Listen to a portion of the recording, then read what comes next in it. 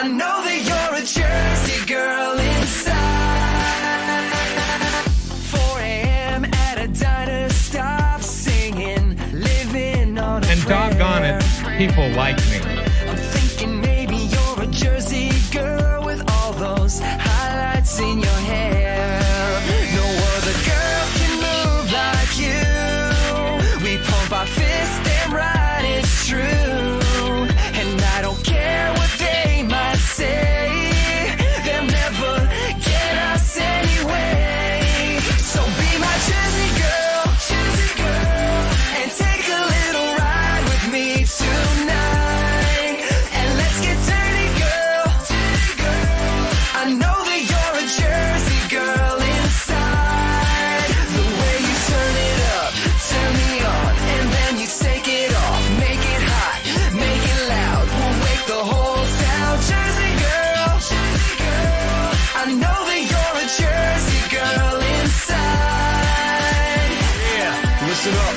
Let me tell you about a girl from Jersey. She was looking so fine with her hips so curvy. I wanna over down and see side lights in a boardwalk fight at the end of the night. Hey, hold up, got a situation, got condensation from the girl's gyration. She's hot like the girl next door with a tig gold bitties that I can't ignore. Who the fuck starts a conversation like that? I just sat down. I'd be a boss, you'd be my muse. Good morning. Good day. This is Shelly, your mouthy mama with Talking Trash and Truths. And it is, okay, it's Wednesday. I haven't seen Caitlin in a couple days, but I can tell her it's definitely, is it Wednesday? It's Wednesday, right? Yeah, Wednesday, November 15th. Look at that. I was right. That doesn't happen very often anymore. It's 8:02 a.m. on the Eastern Seaboard. And how's everybody out there doing? It is Icy. You shut up. She said, morning, girly. I'm bushy-tailed, not so bright-eyed, but me here. It's hump day. Girl, every day is hump day. If you're doing it right. Yes, it's hump day. So for all the camels, Sally, the camel has no humps. I'm in a very strange mood. I've been up all night again. Because why sleep? I slept 6 hours yesterday afternoon, unexpectedly, because you know, sometimes you just lay down and you're like, oh shit, it's midnight. Where'd the day go? So that's what happened to me yesterday. I don't know. I wanted to talk to you guys about, lately I've just been having really weird feelings. I don't know. I don't know if it's the weather. I don't know if some bullshit planet ran into a friggin', I don't know, a moon phase and now stardust is turning against me. I don't know. I don't know any of that. All I know is I have this weird feeling. Like I feel off center. And I don't like it. I don't like it. I've been getting like these weird paranoid thoughts, which, all right, par for the course with me. But they're more so than usual. Like I keep getting the compunction to like run away. And I don't know why, like to just shut down. And I'm fighting it. I fight it every single day. I was talking to Rabbit last night a little bit, and it's this weird, you know, I know everything's okay. I know things are actually really good. And I kind of just want to run as fast and as far as I can. And just, I don't know why. I don't know if I'm anticipating things to go badly because they always do, or if I'm just being typical paranoid me and, you know, I have too much time to think sometimes. I get in my head and that's all she wrote, you know, so I don't know. I feel like I'm turning invisible. Like, I don't know, like my voice is somehow smaller than it was, or maybe inconsequential. That could just be me just being down on myself, or it could be the material that I'm covering. It's just triggering. Could be going over the Amber Heard trial, because seeing that fucker's face really just sets me off. But I don't know, it's something weird. Ever said it's because you've been out of the loop due to illness and you're missing something. She said, nope, you're still here. Thank you, honey. I feel here. I just don't feel like other people know I'm here, or that, I don't know, that other people even give a shit that I'm here. Happens to me all the time when I get sick and I've been out of the loop. Yeah, it's just, I don't know. I don't know. It's weird. Like, I'm used to interacting with people a lot more than I've been. And I'm still putting forth the effort, but I'm not getting the return that I got. And it's just like, okay, my first instinct, if I go somewhere, like say I go into a chat and I'm talking or whatever, and nobody's talking back, or like even like if I put something pointed at the host and they don't, like, they skip right over it repeatedly, I'm like, you know what? I just won't come back. And I won't go back. Suzanne, good morning, Suze. How are you? Say good morning, T3. Good day to all. But yeah, no, I don't make a big deal out of it, but I mean, I know there are people out there who just, they like to stir up trouble, and it's like, whatever. But I don't go for it. I really don't. And I don't want to go places where people are afraid drama's going to follow me, I guess. So it's just like, I'll just stay to myself. So I try to like keep a low profile, or I lurk or whatever. But when I do talk, I really feel like I'm talking to the wall.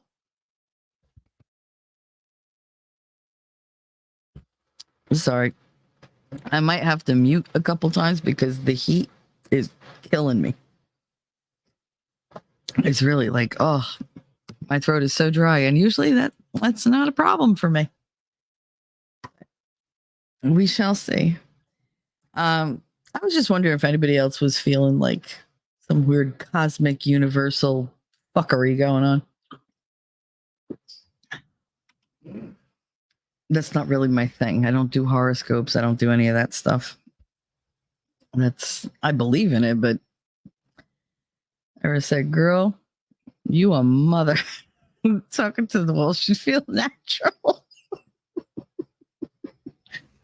Well, it should, but it doesn't, because I'm on here and I get caught up in what I'm talking about. And I mean, yesterday, oh my God, yesterday's chat was just fucking hopping. Oh my God, it wouldn't stop.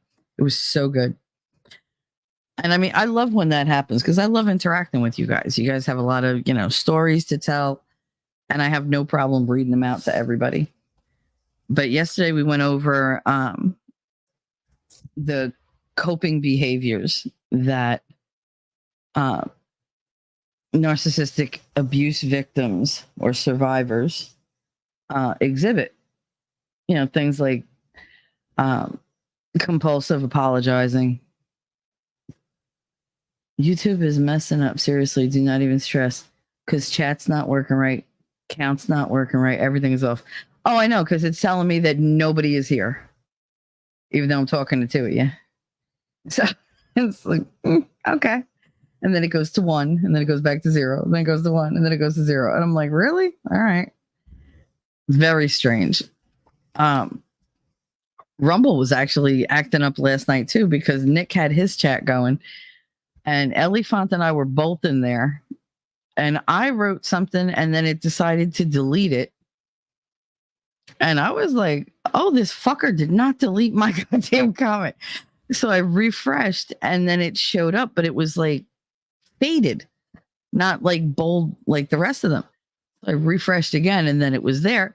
But then Ellie had typed one thing and it repeated about 30 fucking times through the whole chat. I was like, Jesus. So I refreshed thinking it would go away. Nope. Kept going. And she was like, what the hell is going on? I was like, I said, I give up. I was like, sorry, Nick, I'm out. I was like, I can't do it. I cannot follow this stream if I can't even read the damn chat. But it was so weird. Everything was glitching. Oh, by the way, when in reality, no, I got Sunday's notification for the stream last night.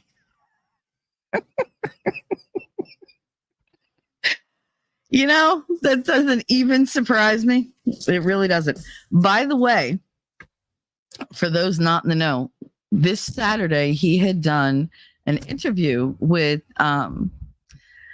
Making Law Simple, MLS, David.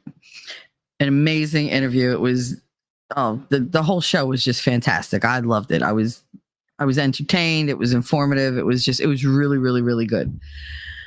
But even though he's been doing the Saturday night intro the same for the past 6 months, and I know because I'm in it, it's the Kylie Minogue one with the, in my head, can't get you out of my head. He's been doing the same one for 6 months, every week for 6 months. No problems. And then they blocked him. They blocked the video and it didn't go over well. So I was going around telling everybody, go on Rumble, look on Rumble. And last night, Rabbit happened to bring up that it's there now. So he did the appeal, but they didn't give him any kind of answer to it. So I don't know if it's pending or what it is, but the Saturday night stream is available on YouTube. I suggest you all go check it out. It's really, really good. It didn't get any of the rewatches that it normally would, which really pisses me off. Because they were stupid. And that first 48 hours is really important. So now it's been a couple days. So if you guys, if you want to pass it around, check it out, share it, like it, do all the YouTubey things, that would be very much appreciated. If you haven't seen it, you're missing out. It was really good. And I mean, not to toot my own horn or anything, but we had a really good discussion on Sunday too, when we did the trap part 1 and 2. So you might want to check out Sundays as well. I had a really good time doing that show. I didn't think I was going to because I was in a really bad mood, but then, he turned it around on me, made me laugh, and we had a great show. Iris said he posted in MLS Discord so most people will know. Good. I hope they go see it. But I was popping all over the place. I thought you said you were pooping all over the place. I was like, okay, overshare. That's all right. We overshare here. And y'all just left my ass on YouTube when you went over to Rumble. But you came with us. And the thing is, that's what he said when we finished. He was like, wait, did I say goodbye to them on YouTube? I was like, I don't know. Did you? I was like, I'm just sitting here looking pretty. Like, that's your job. Like, I'm not, like, what the hell? Yeah, he forgot to say goodbye on YouTube. And he was like, damn it. I was like, yeah, well, he's usually good about that stuff. Shelly, maybe people just don't like David. He's gonna find out you said that. You know that. But she said, well, it hasn't been there. No, it hasn't been there. It's there now though. Suzanne Eris, get used to it. Eris popping, not pooping. Women don't do those things. Yeah, no, we don't poop. What do they call it? I don't know, like my friend Christine, her wife Donna, she ripped one day, and I just looked at her. She said, I don't even want to hear it. I was like, I didn't want to hear it either, but I did. And she was like, no, like, don't call it what I think you're going to call it. I was like, it's a fart. She said, I don't fart, I toot. I was like, bitch, please. Like, you're feminine, but you ain't that fucking feminine. Like, no, stop it. Like, no. I tooted. No, you didn't, bitch, because the smell is the same. Trust me, my eyebrows are burning. Stop. Like, no, she. I tooted. Stupid. Oh, yes. Girls don't do those things. God, you sound like my aunt. That's not very ladylike. I don't need to look at her. Have you met me? I work in a gas station. Like, what the hell, lady? How am I supposed to be ladylike with grease under my fucking fingernails? Like, whatever. Listen, family business, that's what you do. You pitch in because you're not allowed to not pitch in. Also, last night was super funny for me. I was watching Rackets with Joe Neerman because, Joe went to Washington, D.C. with his dad. And so far, everything's good. They're good. They went to the peaceful protest thing. And Joe was talking to Rackets, and he's, blah, blah, blah, blah, blah. We go over to Rumble, and Valhalla comes on. So it's Rackets, Valhalla, and Aussie Overlord. So like I can't even explain. I can't talk. It was so funny because Rackets he was already like half friggin' drunk, and Valhalla was Valhalla, and they were talking back and forth, back and forth, back and forth for like an hour and a half. And I'm sitting there going, "This is great," but poor, like, I felt bad for Aussie because he was just sitting there like like totally not. He had nothing to say, nothing to add, and he's sitting there just reading chat. So I wrote in chat, "Oh, Aussie, you look bored." And he was like, "You know what? Talking trash and truth." He was like, "Usually I have something to say. I came up here with something to say." The guys were like, "Oh, okay." Like Nick was like, "Well, I'm gonna go pee. You go ahead and talk." Like, and Valhalla went for a smoke. So he got to get like half of a question out, like to just bring up a topic, and then they were off and running again. And it was just like, all right, well, it was a good attempt. But yeah, he didn't get his point across. I felt so bad. And I normally don't feel bad for people that go on Rackets stream. Because you know what? You get what you got coming to you. You know what you sign up for when you go on Nick's stream. I did one call-in locals with him, and I was like, "You son of a bitch." Like, I told him to go fuck himself. Like, it was great. And he was just like, "All right, it's fair." Like, he took it like a man. But it was just funny. But it's nerve-wracking. And I even told him, I said, "I was so nervous."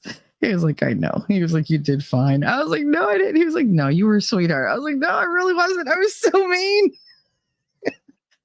He was like, "Your mic is shit. Get a new mic." I was like, I know. That was the night my mic decided to die. Of course it was. I was like, "Oh, it's crackle heaven over here." I've never done those things.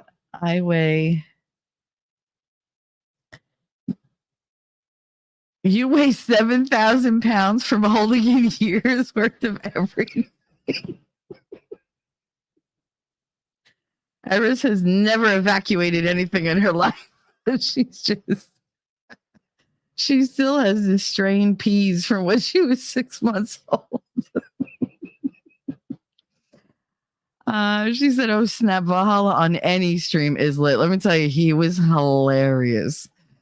He was talking about like Nashville and like all the things that they did. And they kept saying, "No, you can't tell that story. No, you can't tell that story. Nope, not that one. Nope, not that one." I was like, "Oh, you son of a bitch." Like, now I want to know all of them.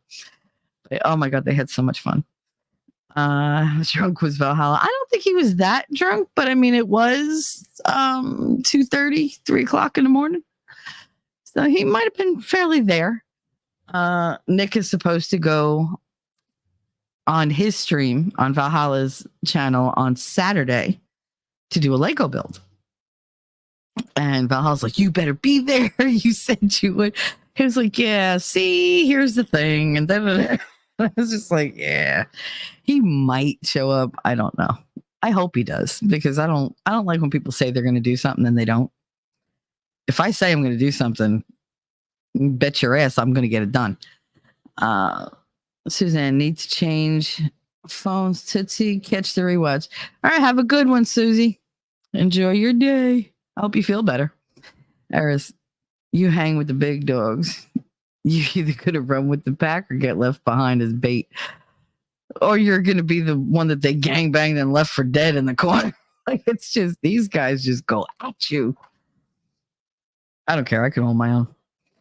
But no, it was so much fun. It really was. I enjoyed it. And of course, I love teasing Val from the chat. I was talking to him that's why I say I feel invisible sometimes, because I talked to him the whole time from the chat. I know his ass saw them. The only time that he said anything to me was when Aussie Overlord was like, "Talking trash and truth," and both him and Nick were like, "What? What happened?" And Val was like, "Oh, TT." I was like, "Mm-hmm."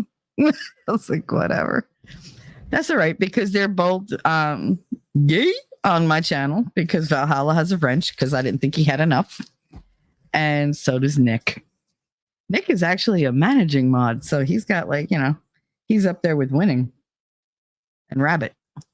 So It's like, no, okay.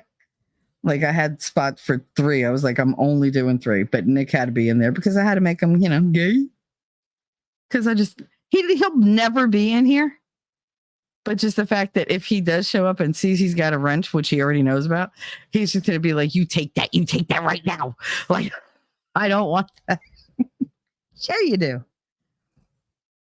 But all right. So it was a lot of fun, but I was so glad that Rumble screwed up because I was like, I have so much research to do. And now I don't want to because I've been watching these Riri's just sit here and be like Riri for like the last 3-4 hours. But I don't know. We had a good time. Everybody had a good time. It's always a good time with Nick. He talked about Malort. Apparently Valhalla bought him a bottle of Malort and Nick spent like 10 minutes searching the room for it, knowing that he didn't bring it back from Nashville. He was like, all right, I'm going to be straight with you. I'm looking for it. Even though I know it got left behind in Nashville. I was like, he was like, I had that ship. Somebody drove that to me. I was like, who would drive Malort across country? Like, why would you do that? It's available all over. It's disgusting. Like, I don't get it. So anyway, back to the matters at hand. So yesterday, like I said, we talked about the behavioral quirks that survivors pick up after they've been in a relationship with a narcissistic abuser. And there's, the constant apologizing. There's the imposter situation where you feel like no achievement is your own. If somebody compliments you, you get very uncomfortable because you don't feel like you're worthy of it. And it's because you've grown up with these like people telling you you're not good enough, you're not smart enough, you're not funny, you're not this, always taking away from you, chipping away from you. So when something good does happen and you've done it, you almost feel like, oh my God, somebody's going to call me on this bullshit. I lucked out on this. There's no way I earned this. I don't deserve this. Like, this isn't mine. And that's something that I struggle with a lot. Like, I'm just like, oh, nobody cares. I'm just going to shut it down. And then I get yelled at. It's like, all right, fine, whatever. Like, all right, I'll try another week. One more week. That's how I do the show, like a week at a time, because I never know, where I'm going to be. I hit lows. I do. But I mean, I don't take the psych meds anymore. And I feel more alert. I feel more like me. I'm more focused. But it does tend to make me think, okay, I don't know if I can do this. I don't know if I should do this. I get low and I'm like, oh, it's not really making a difference. And I know I have evidence. I've been told the contrary. And yet I believe it, but I don't. Like, I believe that it helped somebody, but I don't believe that it was my doing. It's the information that helped them. It's the, they were in the right place at the right time to hear the right thing. And that's what helped them. I don't give myself the credit because I'm so used to people taking the credit for the things that I do. And that's one of the things we're going to talk about today with the envy. It's a huge thing when it comes to narcissists. They have very little about themselves that they can use to propel them in the direction they want to go. Like, they have high aspirations and low capabilities. So they have to find some type of way to move up that ladder. And they have no problem making people into rungs on that ladder. No problem at all. They will step on anybody. Doesn't matter. People like to use that crab in a bucket thing. And here's the thing about crabs in a bucket. I've seen them climb over one another. But I've also seen crabs like at the top, hanging on to like the top of the bushel and reaching down so other crabs can climb up. So I don't know, maybe it's the way you look at it. Because, yeah, there are people who are willing to climb over other people to get up and, survive and get ahead. But there's also people who remember to reach back down and help those below them to come up as well. That's the way I choose to see it. That's always the way I chose to see it. I don't think they're stepping on people. I think there are crabs that turn around and say, hey, come on, let's go. Like, I got cousins down there. I got friends down there. I got out. Look, everybody, come on, grab onto my claw and we'll get out together. Like the great escape. That's the way I tend to see it. Am I a Pollyanna sometimes? Maybe. My friend Christina always used to say, those rose-colored glasses are going to kill you one day. I don't know what you're talking about. Like, I don't wear rose-colored glasses. And truth of the matter was, I actually did have actual facts rose-colored glasses because it was the friggin' early 90s, late 80s, and that's what you wore. We didn't have the metal frames and all that shit. We had this crappy plastic. So I just want to check the stream health because I'm worried. Now it's healthy. So she used to say, you look at everything and you think everything's just peachy keen. She's like, I don't get it. She was like, you should be a lot more on your guard and a lot more, not negative. What was the word she used? I can't remember the word she used, but it was like she wanted me to be a lot more discerning. She was like, you should be a lot more mistrustful of people than you are. She was like, you say you don't trust people, but then, you form like all these friendships. She was like, and then you trust people and then they turn around, they stab you in the back and then you're surprised. I'm like, well, why wouldn't I be surprised? Because I wouldn't do attempt. Yes, but people are not you. And it just, oh my God, it drove her insane. You clicked on yesterday's show by mistake. Well, you didn't finish watching that one, so you can go finish watching that one too. Eris said, girl, I could write a fucking book on that. I love the bad boys. Oh yeah. I always went for the bad boys. The last two guys I've been with turned out to be narcissists. Mm-hmm. Really good at masking it. Made me question everything. Girl, I'm married. Wait. Where the hell? I missed a whole freaking. All right. I said my mother put me through all that shit. The prim and proper, how to sit, how to hold your head. Oh yeah.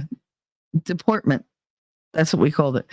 It wasn't like you're getting deported. It was deportment. It was charm school, basically. We had etiquette classes in my house. Oh my God. Like my grandmother, my aunts, they had like the whole Emily Post bullshit book and everything. I think that's why I swear so much now. Rebellion for youth. Yep.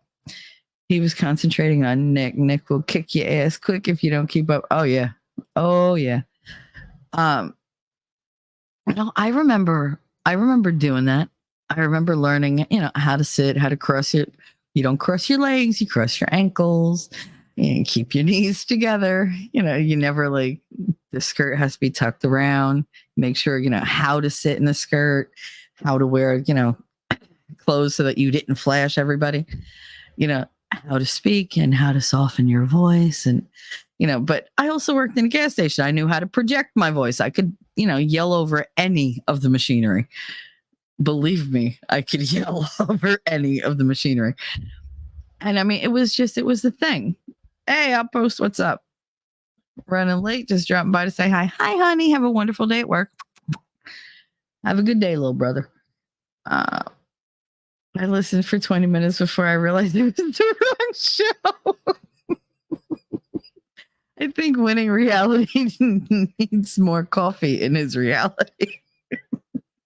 I think you need another coffee. Hell, I think I do too. Here we go. Salud. Oh, I forgot I mixed it with my protein shake, so it's all like sweet. Yummy. What was I saying? God damn you winning. It used to be the only thing people would say in my life was fucking Michelle, because I'd always do something that they'd be like, what the hell did she do?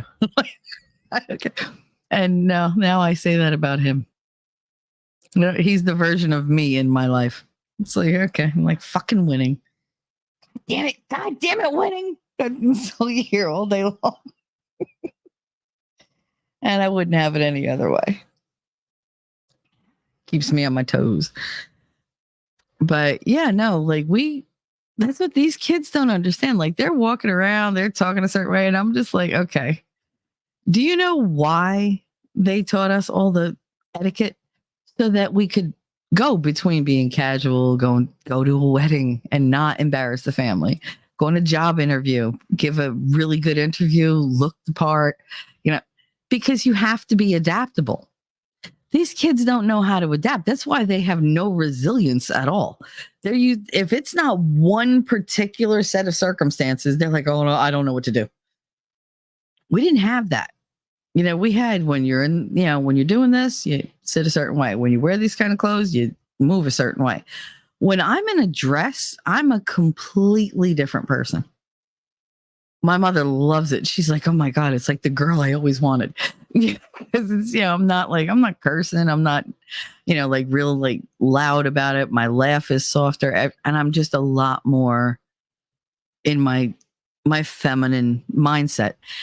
And I've moved slower. I talk softer. I laugh softer. I act more ladylike. And she loved it. I hate it because it doesn't feel natural all the time for me. Sometimes it does, sometimes it doesn't. It depends on who I'm around. If I feel safe, I'll be feminine no matter what. But if I don't, that tough girl, like she's like, I'm here. Like, and I ain't fucking going nowhere. And that's where I live most of the day. And it's exhausting. It is exhausting to always have to pretend, to always put that tough girl in front, because otherwise people fuck with you. They fuck with you. The last time I took down my defenses, before, now, I got really screwed over. And I think if I had stayed tough and stayed mean, it wouldn't happen. But, hindsight's 2020, and you can't put the shit back in the horse. So here we are.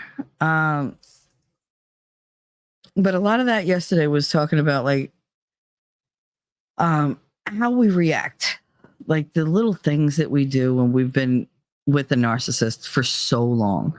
The constant need to apologize, the constant need to please people.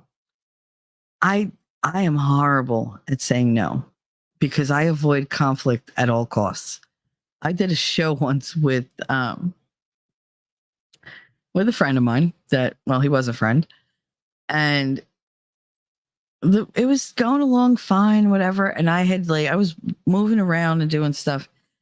And he said, oh, you love conflict. And I lost it because I fucking hate conflict. I hate fighting with people. I don't like when people are mad at me. I don't like if people feel slighted by me. I always say, the last fuck I gave went right out the window. Yeah, for the most part. But when it comes to people I care about, all I care about is how they feel. Like, I worry that they're not happy with me, that they're, that they've been offended in some way, or they finally smartened up and said, oh, she's not worth my time. That's always in the back of my head. When are they going to figure out that they're wasting their time with me? When are they going to figure out that it's ridiculous? It's always there. And I mean, it took years for people to make me feel that low. But they somehow managed it. They managed to make me feel like there was no reason for me to be around. I had no value. And a lot of that was done by people who couldn't do the things that I did. And it would set them off. And I used to just say, all right, maybe they're just a little jealous, maybe whatever. They resent me. That was the thing. They resent me. They're mad at me because I did this. Okay, was I showing off? Was I whatever? Doing what you normally do and being good at it is not showing off. That's just doing what you normally do and being good at it. Showing off would be like doing it and doing a handstand at the same time. That's showing off. But just being good at my job, being good at friendships, being good at relationships with, different kinds of people, being able to de-escalate situations, very easily at work where other people had a very hard time. I mean, these were things that I was good at. They were my skills. That was my skill set. Dealing with people, that is what I do. Because I know where anger comes from. You know, I know where it's born. I know where it festers. I know where it's encouraged. I get that with angry people. Angry people don't scare me as much as quiet people. Because if you're angry, I can pretty much, like I can take you down. I can de-escalate the situation, calm you down, and just talk to me. That's all you gotta do. Because usually people that are angry, feel abused in some way. They feel ignored. They feel like nobody cares. And all you have to do to like de-escalate is say, no, I'm here. I'm not afraid of you. Like, you want to talk? We'll talk. But act right. Because I'm not going to talk to you if you're going to act like an idiot. No, okay. They almost always back down. And if they don't do it that way, you go and you tell them, hey, look, you're scaring me. I don't like it. And if you can't calm down, I'm going to have to go. And I really don't want to.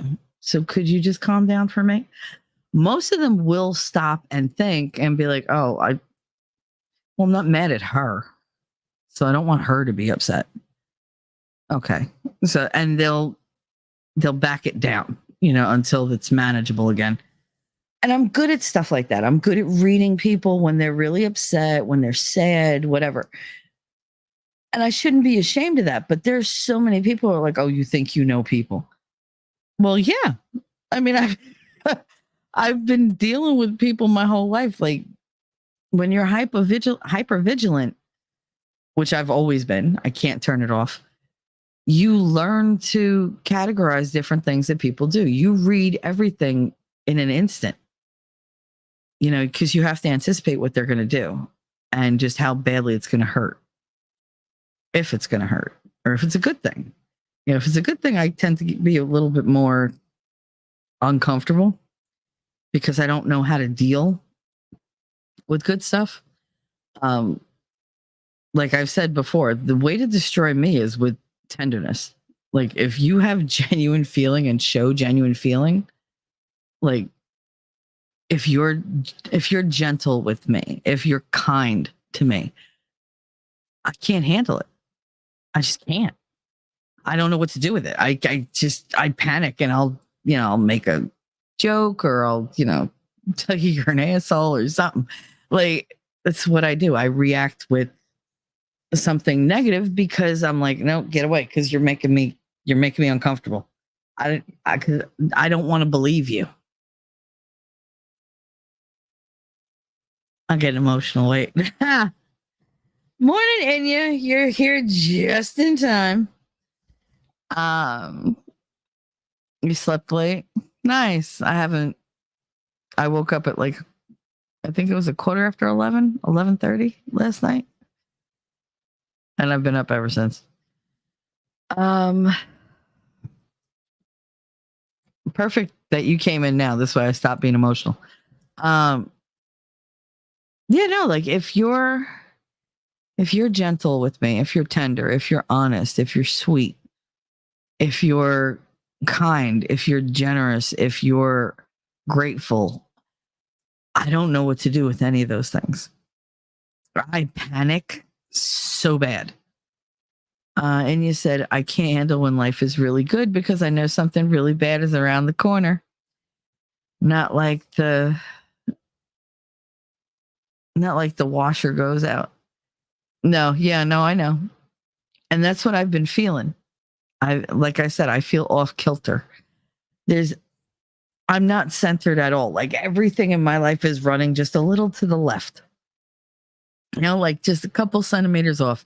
And it's not like I can feel the derailment coming. And I don't want it. I don't want it. I've been derailed enough times in the last 2-3 years. I'm fucking over it. Like I just want peace of mind. That's all I want. And if I have to leave this, if I have to leave YouTube to get peace of mind, I will, but I'll burn everything down before I go. I'll make it so that I can't come back and neither can they. So that's not a place I want to be pushed to. It's going to take a lot to get me there because I have a lot of people running interference to make sure I don't explode. But if that was where it was going to, that's what would happen, because I'm only passive so far. You know, you can only push me to one particular thing, and then I'm just done. But what we were talking about was, you know, like how the narcissist, they train you to be this way. They train you to have that catastrophic thinking.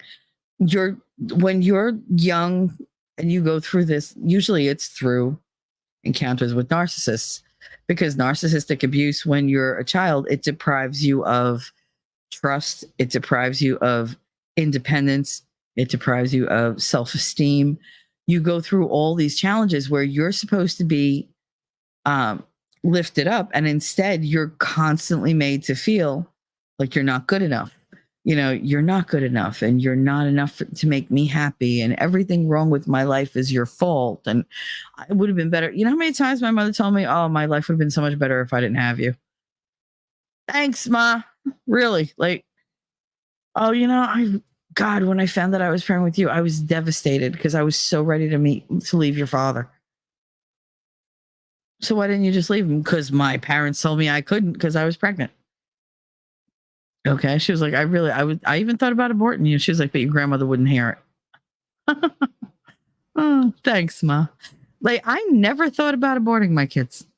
Not once. I never called them a mistake. I never called them an accident. They were like, you know, well, you know, it was an accident. No, you were an accident. You were a surprise. Holy shit, were you a surprise?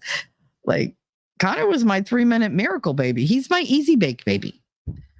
Like, I hadn't had sex in a year. My ex showed up, was like, hey. I was like, hey. 3 minutes later, I was pregnant. It's not saying anything for his fucking stamina, but again, note to self, don't touch his nipples. Like that, I don't know, set him off. I was just pregnant. I was like, okay. I was never that girl who, you know, oh, I got to do it a million times. And like, no, one encounter is all it takes. That's why, like, birth control in me, my body rejects all birth control. It reacts so violently to it. I couldn't even get an IUD. Here's an overshare that I told you guys I went to the damn Planned Parenthood for an IUD. For those men who don't know what it is, it's an intrauterine device, and it looks like an upside down fish hook. And it's a T. But like it collapses, it's inside this little applicator, and the doctor will go and he'll insert it into your cervix.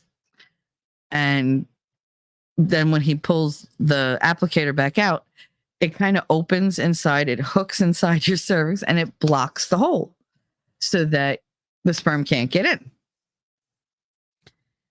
Well, apparently, after an hour of trying, couldn't do it. And I was like, you really, like, I'm crying. They gave me a fucking local and they're just like, come on, it's okay. And I was like, no, why does it hurt so much? Because this is an easy peasy procedure. 2 minutes, you're done. You just got to hope that it, you know, stays in place. And he was like, I can't do it. I was like, why do you keep hurting me? Like, what is the problem? I studied it. I knew what it entailed. I knew what I was, you know, going to encounter there, because I would never go to a doctor's office and get a procedure I knew nothing about. Because even in the hospital, I was like, what are you doing? Where are you going with that needle? No, you're going to tell me what you're doing before you do it. Otherwise, you're not doing it. I can guarantee you that. And the doctor was like, he said, I'm inserting da, da, da, da. I was like, all right, so what's the holdup? Like, why can't you just do it? He said, you have a shy cervix. I said, I have a what? He said, you have a shy cervix. He said, every time I try to insert the applicator, your cervix pulls back and closes. I said, well, that bitch has never been fucking shy before. I was like, so what the hell? And he was just like, I know, I can't do it. He was like, I'm going to have to give you Norplant. I was like, oh, you got to be kidding me. And they did. They put the damn thing in my arm. And a week later, I was back. I was like, take it out. I don't like it. It's itchy. I know 24/7. Take it out. And he was like, I'm not going to. I said, listen, you're either going to take this shit out of my arm or I'm going to go home, grab a razor blade and do it my fucking self. And he laughed and then he looked at me. He said, oh my God, you really would? I'll do it right here. He was like, all right, I'll do it. Jesus. I was like, thank you. Like, don't play with me because I'll play doctor by myself. I have no problem stitching up my own arm. I've done it before. I'll do it again. So it's just like, ugh. But yeah, he was like, all right, I'll take it out. I have a shy cervix. Shut up. Who has a shy cervix? That bitch ain't shy at all. Shit, if she could come out in like a fucking tutu, like, hey, look at me. Wearing a tiara, she fucking would. And yeah, I made a deal with God that I had to be next. I don't think he was complicit, but I tried. But you had to be next what? But I took my own out after 7 years. It was a trip. Shut up. Did you really? You took your own? No. Did you really? Not your IUD. Did you have like a Norplant or something? Girl, if you took out your own IUD, Lord, you're too tough for me. Oh no, I'm cringing so bad right now, Inya. Oh my goodness. No. She said, oh, well, my husband did. Even that, Jesus. Oh my God, I can barely swallow right now because he got me so like, I'm just feeling pain. Like I'm feeling pain for you. Oh no. Mm-mm. I know it's soft and spongy and squishy and whatever, but still, it's still flesh. Still flesh. And I happen to know that it hurts. It didn't hurt. It was hilarious. Oh my God. Oh no, the Marina. All right. I told him get the strings and pull. He didn't tell me he found it. He yanked. I was like, oh.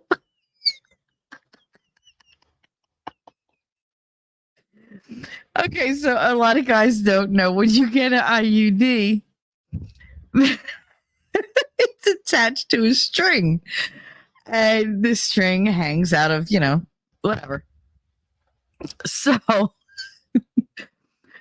when a woman gets her friend every month, if she continues to get her friend, because sometimes with the IUD you don't, it depends on if it has hormones or not. You have to make sure that if you use tampons that you pull the correct string, which can take some getting to know your body, getting to know different feels, and a hand mirror sometimes. But these are just stories that I heard. I never had to do that because, again, shy cervix, I didn't have it. But yeah, so I've actually had friends have them and they're like, I pulled the wrong fucking string. I'm like, oh my God. Why did you do that? I didn't know it was the wrong goddamn string. It was a new brand of tampon and it felt the same. And God damn it. I was like, okay. That's hilarious though. You can, yeah. Didn't hurt. It was hilarious. You can feel it. Yeah, no, I mean, you can feel it, but oh my goodness. I immediately got my period back. It doesn't come back slowly. Yep, no. That was worse than taking it out, all the hormones back at one time. That was what happened with the depot, because I got the depot shot. I only got it twice. And first of all, I gained so much weight from it. It was ridiculous. I was like, nope, we're not doing this again. And my boyfriend at the time, Billy, he was like, oh, but you never get your friend. We have sex every day. I was like, not for nothing, but you could learn to live with a little blood in your life. Like, you'll be fine. Ride the Red River and shut the fuck up. Like, I couldn't. And no, he was like, no, you're going to keep getting it. I was like, yeah, all right. So I told him I kept going again. And I didn't. I was like, fuck it. Nope. Because I also didn't get my friend back. I didn't get my friend for 4.5 years. Immediately when it came back, within 2 months, I was pregnant. And that was being married to a man who I rarely get to have sex with. So it was just like, really, like Fertile Myrtle became like my name till death. I got that and gained so much weight at 16. It ruined my cycle. They hurt people with that depot shot, I think. Oh yeah, they did. They did. It was terrible because I was never the same after that. I could never, like, for like 4 or 5 years, I would get it at different times. And like, oh, it was just, I never had cramps before that. Then I wound up getting cramps and everything that went with it. It started cysts on my ovaries and they would burst and hurt so bad. Yeah, no, I know it. It did. It messed me up. It messed me up for a long time. I think that that was one of the reasons why I had developed so many anger issues. And that was one of the things that the therapist that I had started seeing later on said. She said, you know, that's probably why you couldn't handle any kind of stress. Because one, you were grieving, because I was grieving, you know, my grandmother, I was grieving my father, I was grieving the end of my marriage. And I just couldn't handle any type of emotion. So I just shut myself up in my house and I did my phone sex and that was it. Like I was just a phone sex operator. That was all I could handle. I was not going out to work. I was not doing any of that. No menses for 4 months and then bleed for 3 weeks straight. Yeah, no, that's like having a baby. No. I did not. I mean, I knew that when you had a baby, you bled.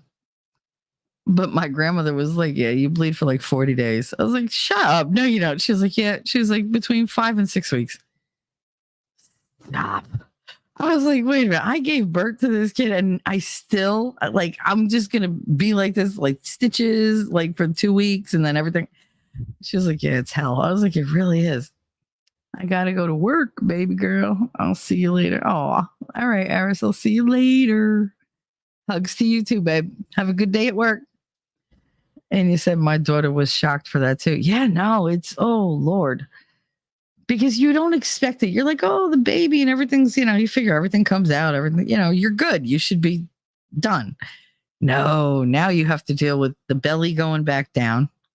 Because for anybody out there who has never had a child, your belly doesn't go flat as soon as that baby comes out. Everything has to shrink back down. And it's not fun.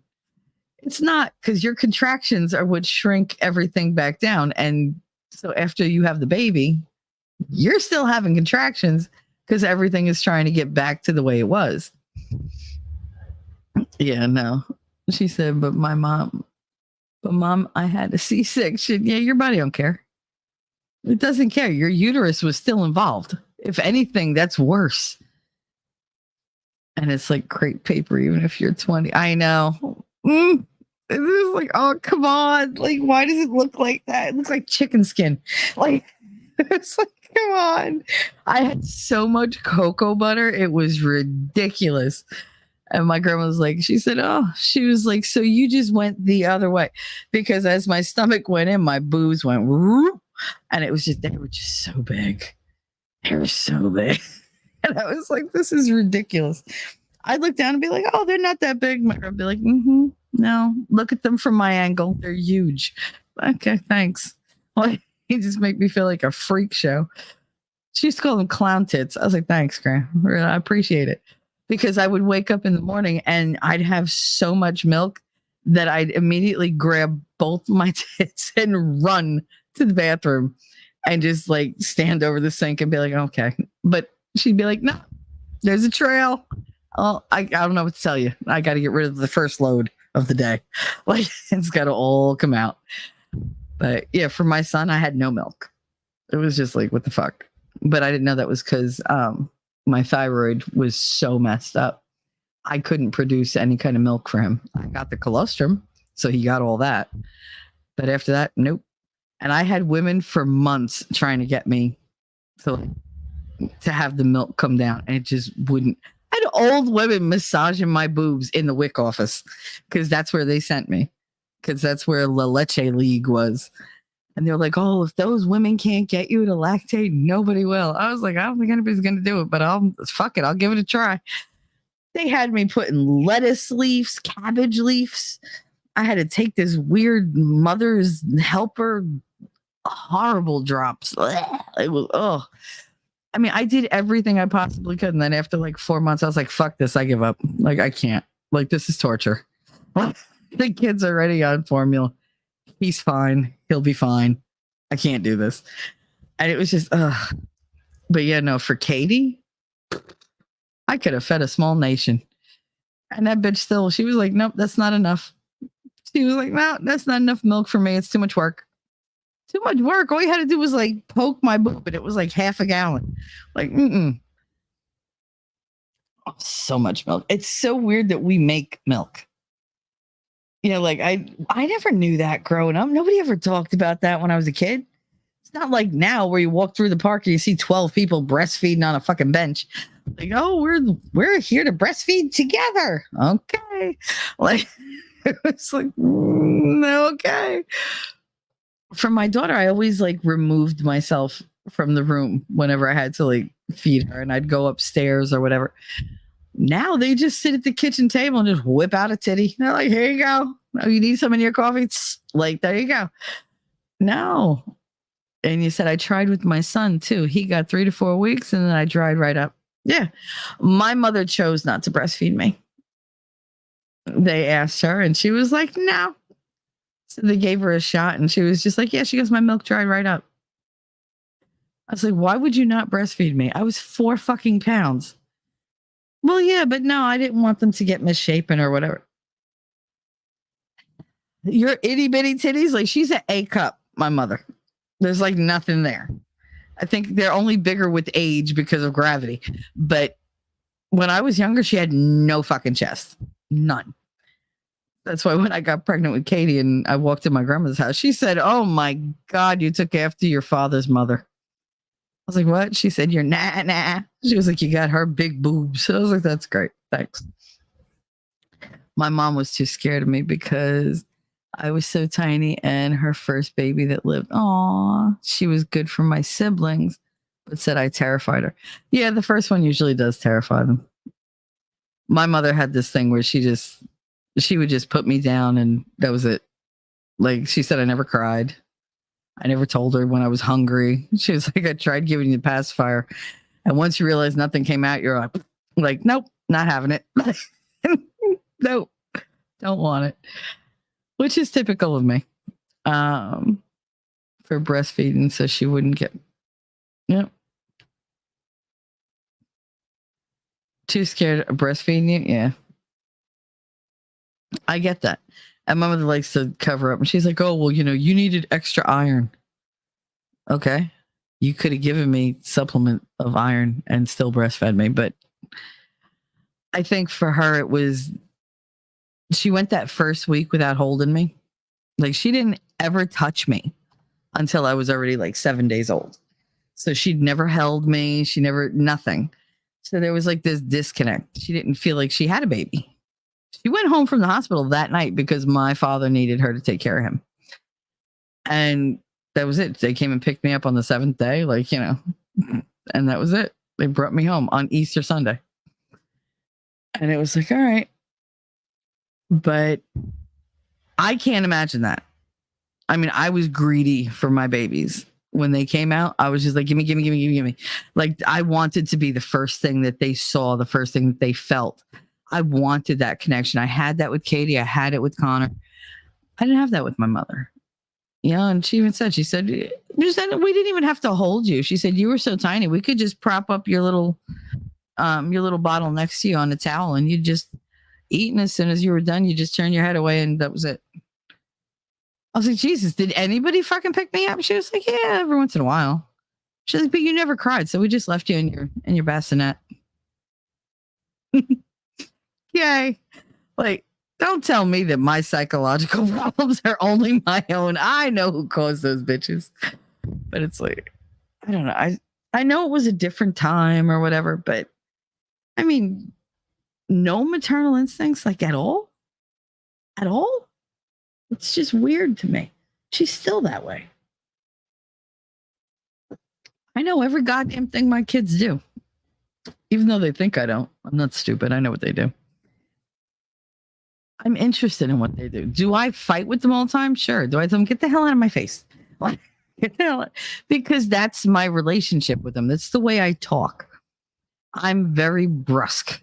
Okay. Yes, I'm abrasive. I'm prickly. Okay. I'm that cat that you're like, I really want to pet her, but do I want to take the chance? Like, I'm one of those Maine Coons sitting there go like, I dare you. Go ahead. God, just try it. Come on. You wanna. And you never quite know if they're going to, if you're going to get scratched or you're going to get the purr. My kids know that I'm mostly all the time. That's just who I am. Unless I'm, comfortable, unless I'm in a good place and I'm not feeling like tons and tons of stress. But they also like to poke the bear. So that's their own fault. They set me up. And then when I react a certain way, they're like, why are you getting mad? But you knew I was going to get mad. Well, yeah. So why'd you do it? I don't know, to see what you do. See, you little pot stirrers. I can't. So anyway, moving on. Yeah, breastfeeding was a thing. For my daughter, I couldn't believe that she didn't I had all this milk and she didn't want it. Oh, what's wrong with you, child? And then I was like, maybe it doesn't taste right. So of course, I tasted it. It was fine. I mean, it was sweet, but it was fine. Nope, she had no interest. And my son was all about where's the boob, woman? Where's the boob? And because he took to it 1, 2, 3. As soon as I held him the first time, he just turned his head and went, "Hum." And that was it. He just latched on and he didn't want to let go. And it was yep. It's boys are very different. Katie it was just she would nurse for so long. And it was just are you done yet? And then switch her to the other side. And then she'd still be hungry and switch her back. And it's come on. She drank a lot, but it wasn't enough for her. I guess it wasn't thick enough for her or whatever. But I don't know. I tend to think that the reason why she is at least as functioning as she is that she had a lot of that to give her immunity to different things, to give her a better start. And I like to think that did help her. It did help her at least maintain where she can function. Something had to have done it. That was my daughter. I did it for 6 to 7 weeks and just didn't produce enough for her. Yeah, she just wasn't happy. And she was getting a little jaundiced. And they were like, yeah, no, she needs more of, I forget what friggin' minerals or whatever she needed. And they were like, yeah, you're not going to get that in breast milk. She's lacking such and such, whatever. And as soon as they switched her to the formula, I supplemented with breast milk. But then after a while, she just wanted the formula. And it was all right. And of course, I'm walking through the damn mall one day with her father, and she wasn't with us. I was all dried up. It was great for months. I had nothing.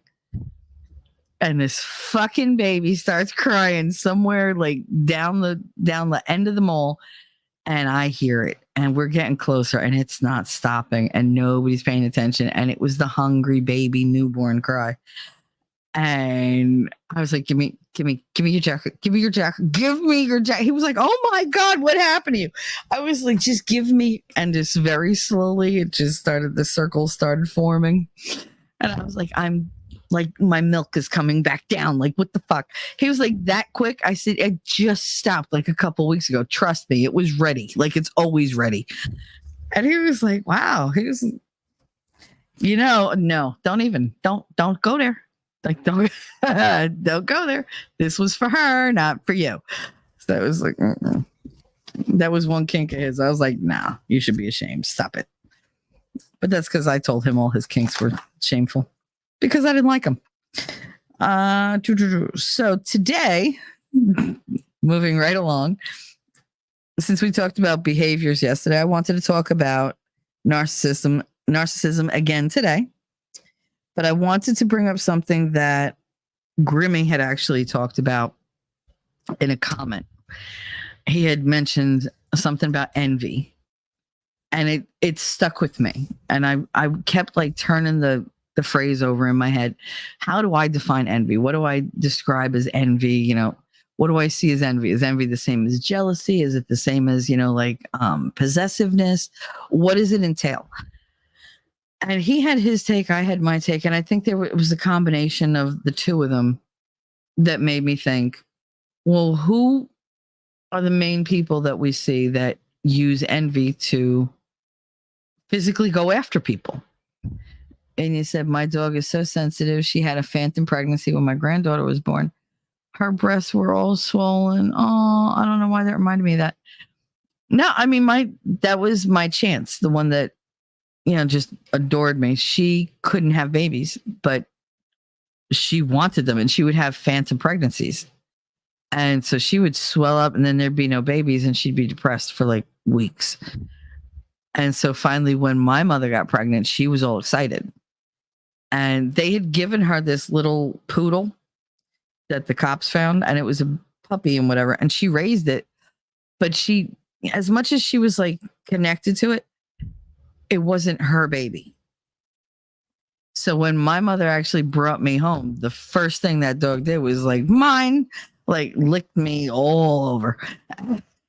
She never left my side. She never left the side of my crib. She was always like sitting right underneath my bassinet, right under the blanket, like the curtain. The one that you put around the bassinet. What is it? A skirt. That's what they call it. Not the curtain. It's a skirt. And she would lay under there. And if you came too close and you weren't my mother, she would growl at you because she was like, nobody's touching this baby, but it's mother. And so she was very, very protective of me. She stopped me from, walking into stuff. She stopped my fall when I fell down a flight of stairs.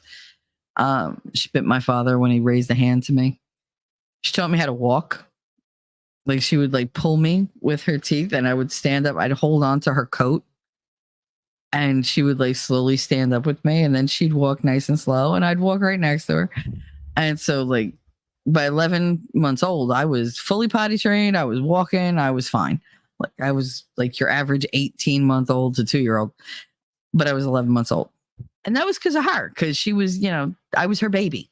So she was very, very protective of me. But yeah, she had problems with that right up until my mother had me. Even with the puppy that they gave her, it didn't matter. She just kept getting, because she wanted babies so badly. And this wasn't somebody who was, she wasn't a dog that got out much.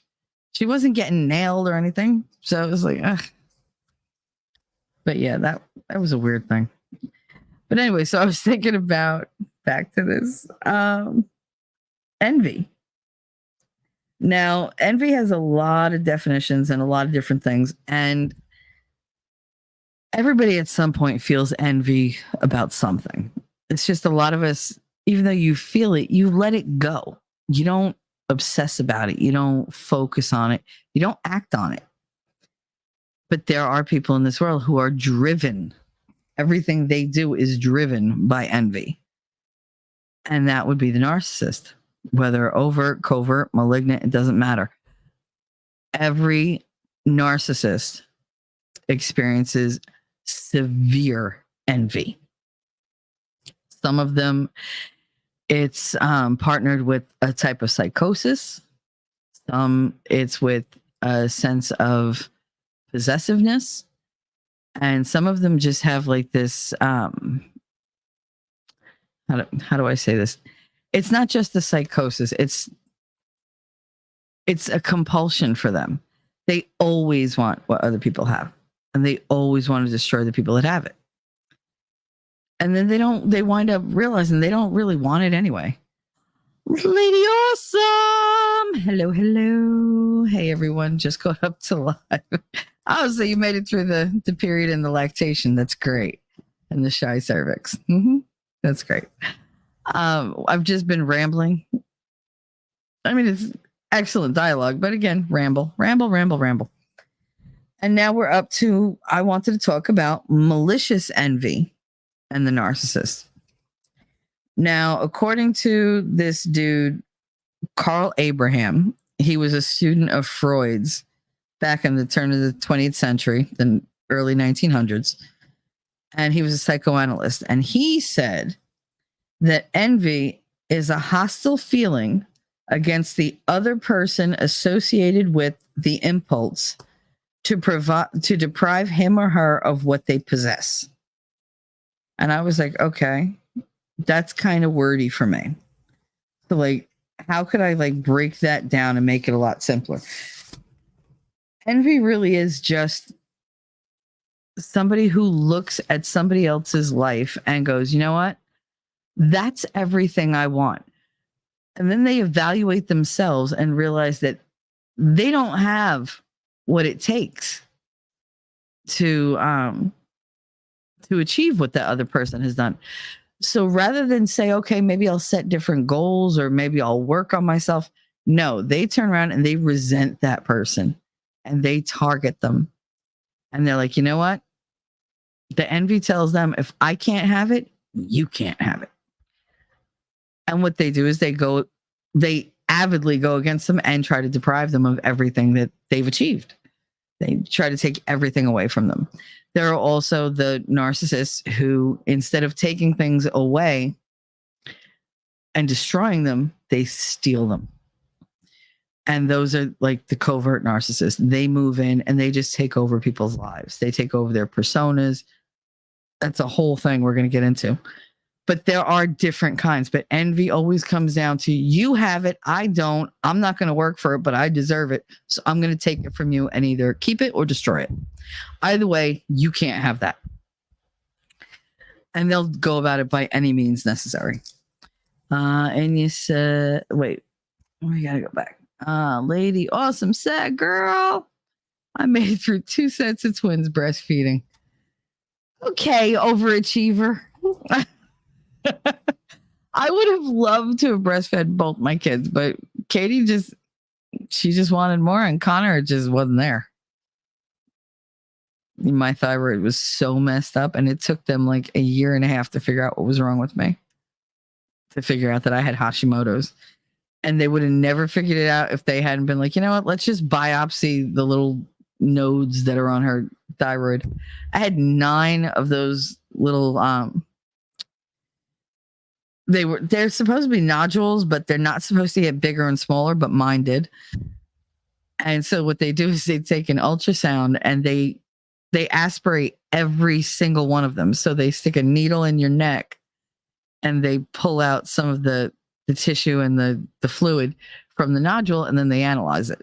They did that shit to me 9 times in an hour. I was just like, oh, and no local, no numbing solution, nothing. Like, I felt it all.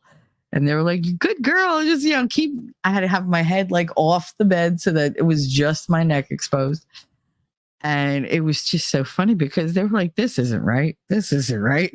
I was like, somebody want to tell me what the fuck isn't right? Because I can hear you. You didn't puncture my eardrums, just my throat. And it was just, they're like, yeah, it was a whole thing. So they've eventually figured out I had Hashimoto's, and I was like, yeah, I don't know what that means. Well, you have hypothyroidism. Okay. But it has its own disease. Doesn't like, that's just what it is. She was like, well, no, Hashimoto's is a little different. You should look into it. Like, you can't just tell me. I can't. And you said, if I stop chatting, I can still hear. I have to get caffeine and make it less cold. Okay. Lady Autumn, I can't imagine. You must have nerves of steel. You must have nerves of steel or nipples of steel. That hurt. God, there are very few pains in my life that I can recall, but that was one of them. That first day when I woke up and my boobs were like rocks, I was just like, oh my God, why do they hurt so much? My grandma was like, yeah. She's like, wait. And then from the constant breastfeeding with Katie, it was like, oh my God, my nipples hurt so bad. I don't know about nerves of steel. However, I've come to the conclusion that worry is a useless emotion. Okay. Oh, sorry. It does nothing but get in the way. So I try not to worry about things. I just do it. That's a very, very good way to live. I couldn't. And I did everything by myself. So, I mean, worry was my constant companion. That's all I had. So anyway, that's what he said. So, you know me, I take notes. Targets of narcissistic abuse are often chosen because of the narcissist's intense envy of their life, talent, or status. Narcissistic abusers usually study their target constantly and systematically, methodically doing things to deprive their victims, of whatever brings them success, joy, or personal fulfillment. They revel in the destruction and thwarting any actions that could result from the victim's good qualities, and more outstanding characteristics. So the better the person is at things, the more the narcissist goes after them. And the more they're like, no, you can't do this, you can't do that, you can't do that, because they're pissed off that this person has all these good attributes and that's why they're succeeding. So they have to take everything away. They have to make it empty. They have to deprive them of any sense of achievement, any pride, any joy. Every single good thing that person has, they need to turn them into a negative and make them either feel unworthy of them or resentful of them. The things we go through for our children, breastfeeding is an experience for sure. For sure. Because Lord, I'm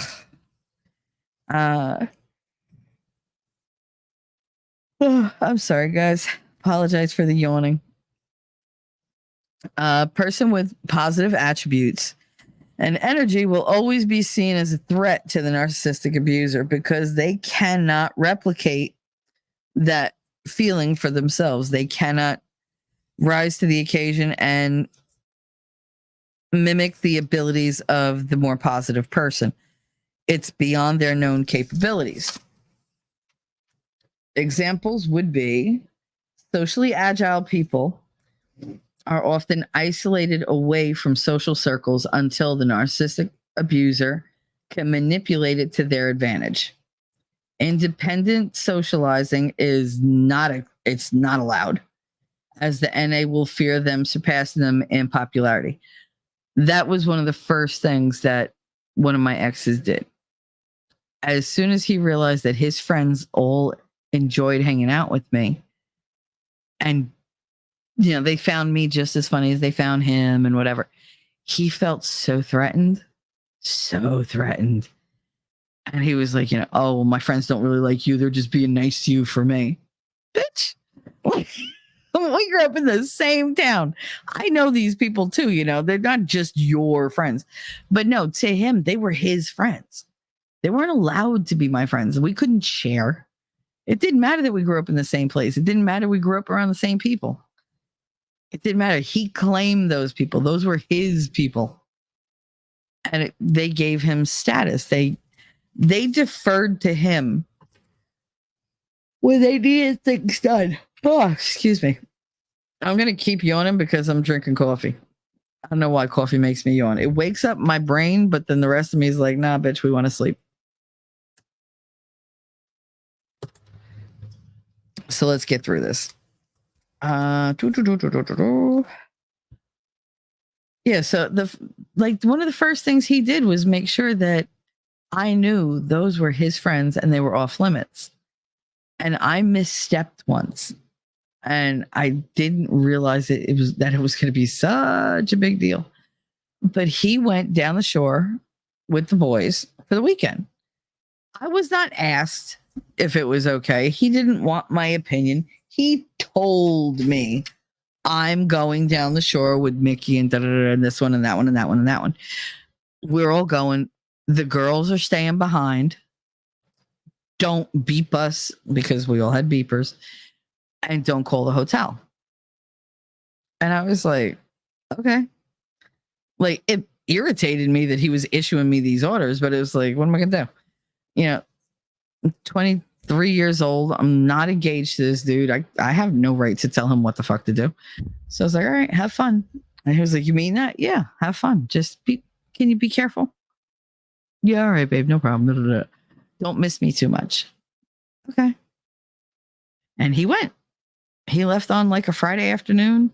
He wasn't coming back till late Sunday night, maybe early Monday morning. All right. I lived with my grandmother, I had my kid. I was like, all right, so I'm just going to have a weekend to myself. Well, apparently not, because the girls all decided, fuck them. We're going to the beach on Saturday. Okay. They called me up Friday night after the boys all left, and they were like, yeah, we want to go to the beach. They're going to this city. We're going to go this. And I was like, all right, I have beach passes for Manasquan though, so why don't we all just go there? Because that's where my aunt's house was. And they were like, oh, good, we don't have to pay. That's great. So we all went there. We had a great day on the beach. We had we had ice cream on the boardwalk. We had like pretzels. We had a great time. we were all swimming. We all got tans. I got like neon color. I think that was the worst burn I've ever had, ever in life, because 22 years old. What do you put on? Not suntan lotion. You don't put on sunblock. You put on Tropic of Cancer, which is aptly fucking named. But it was like, what was it? Was it Tropic of Cancer? No. Hawaiian Tropics or some bullshit like that. I don't know. But yeah, that's what you put on. And it was oil. Because, what else did you put on? Yeah, you put oil on your skin when you're going sunbathing. Just like, okay, let me just go fry myself in the sun for 12 hours. No problem. Because we got there at like 9 a.m. We were all set up. We had our stuff out and we didn't leave till the sun went down. And when we got home in the car, Tara was like, Shell, I can see you glowing. I was like, shut up. I am so cold right now. She was like, why are you cold? I was like, I'm so cold. And they were like, oh my God, you're on fire. And it was hilarious. So like we went back to our house and like they did the whole Noxzema thing for me. So I had like, these girls rubbing this damn Noxzema all over me. And I'm like, I'm going to go home. No. We're going to go to this chick's house. There was a girl that we knew that her family owned the converted firehouse. So behind the firehouse, there was like a picnic area and everything that they had built. And she was like, come on. She was like, we're going to go. We're going to have a barbecue. We could stay out there. We could drink till late, whatever. All right, sure. No problem. Because it's just us girls, right? Mm-hmm. Except that none of us called our houses to find out if we had any messages. And we had so much fun, we forgot about the dudes. And I didn't have my beeper on me because I was wearing a bathing suit. And, I had on a bathing suit, shorts, tank top. Where was I putting this beeper? Because I didn't want it to get, like lose it in the ocean, lose it in the beach. It was in the bottom of my purse. And Tara was like, she comes over, she goes, did you check your beeper? No, why? Mind you, it's like 12 o'clock at night. We are all now completely sauced. We're eating our hamburgers and hot dogs and whatever. We're playing cards. That's all we were doing. Just playing cards at the picnic table at the girl's house. Her parents were there. And I opened my purse, take the thing out. 18 messages. I was like, oh, fuck my life. I was like, I'm in so much trouble. I called my house. I was like, Grandma, I know it's late, but do I have any messages? And she was like, mm-hmm. She was like, he called every 15 minutes for like 3 hours. I was like, when did he stop? She was like, oh, about 10 o'clock. Because I told him I was going to bed. I was like, oh, okay. When did he start? She was like, oh, about 6:30, 7 o'clock. Okay. She was like, he didn't sound happy, Michelle. I was like, sure he didn't. I look at her. She was like, yeah. She was like, Mickey called my parents. And my father was like, oh, she went down the shore. And he was like, she did what? I was like, great. We're all in trouble. Those boys came home mad.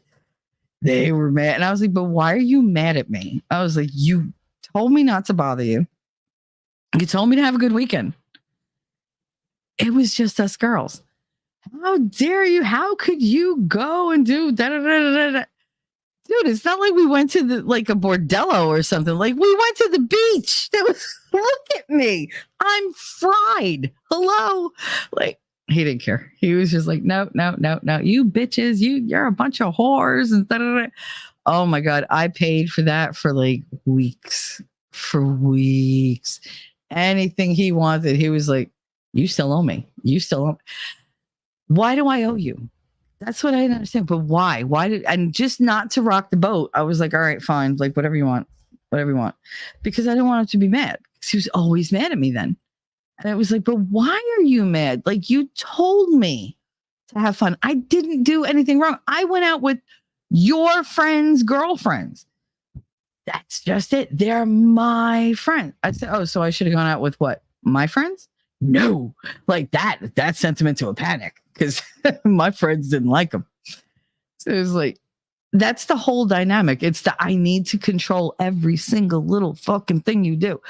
And it's enough to drive you crazy. Lady Awesome said, "Oh my God, the worst burn I got was when I put on carrot oil." Girl, stop. Like,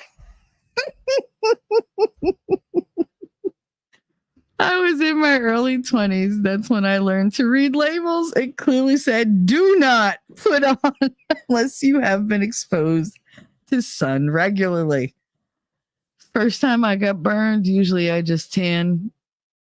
Not that time. I even peeled. That time, that was by far the worst I'd ever been. I not only peeled, before I peeled, I blistered everywhere. Just these little water blisters underneath the skin that my grandmother was like, "What the hell?" She goes, just let me touch it with the paper towel." All she did was just very lightly touch it, and they just all, and that was it. I was just raw skin underneath. Oh my God, I cried so bad. And he was like, "See, that's what you get. No sympathy. No, oh babe, do you want me to, like do this? Do you want to take a cold shower? You want to go in the pool? You want to go in the what? And nothing. It was, see, that's what you get. Your ass should have stayed home. I was like, really? That's all the fucking sympathy I get? That's all your compassion? Should have done what I told you. You didn't tell me not to go out. You told me to have fun. I did what you told me to do. I had fun right up until you threw your temper tantrum. That just started a whole fucking thing. After that, I was like, I'm just going to keep my mouth shut. It's like, all right, I'm sorry. You're right. I'm wrong. And that's where the training really started.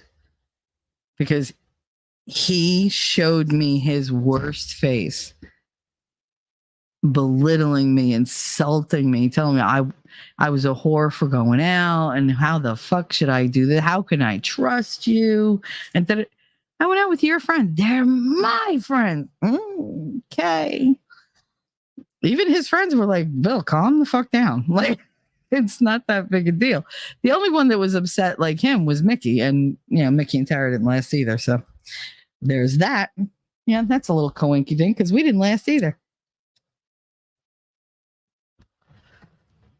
Because at some point, when you piss me off enough, I'm not going to listen to you anymore.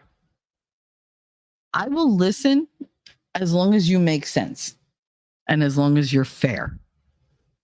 If you're not fair, why the hell should I listen to you? You're proven to me I can't trust you.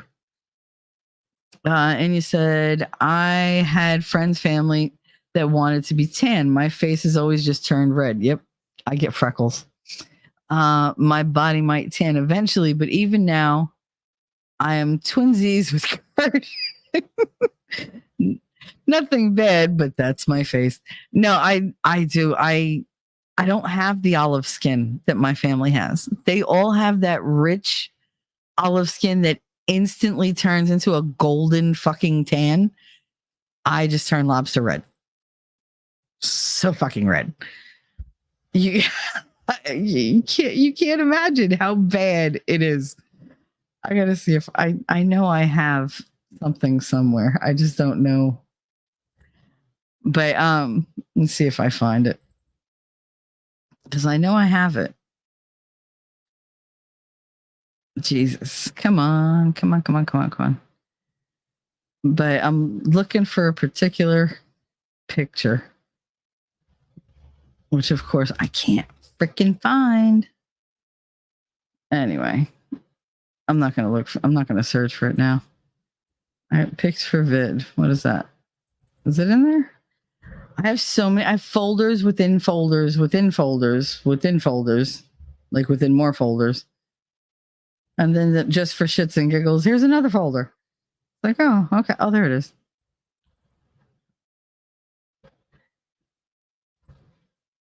Let's see. I don't want to show you guys like everything. Present. Share screen. Come on.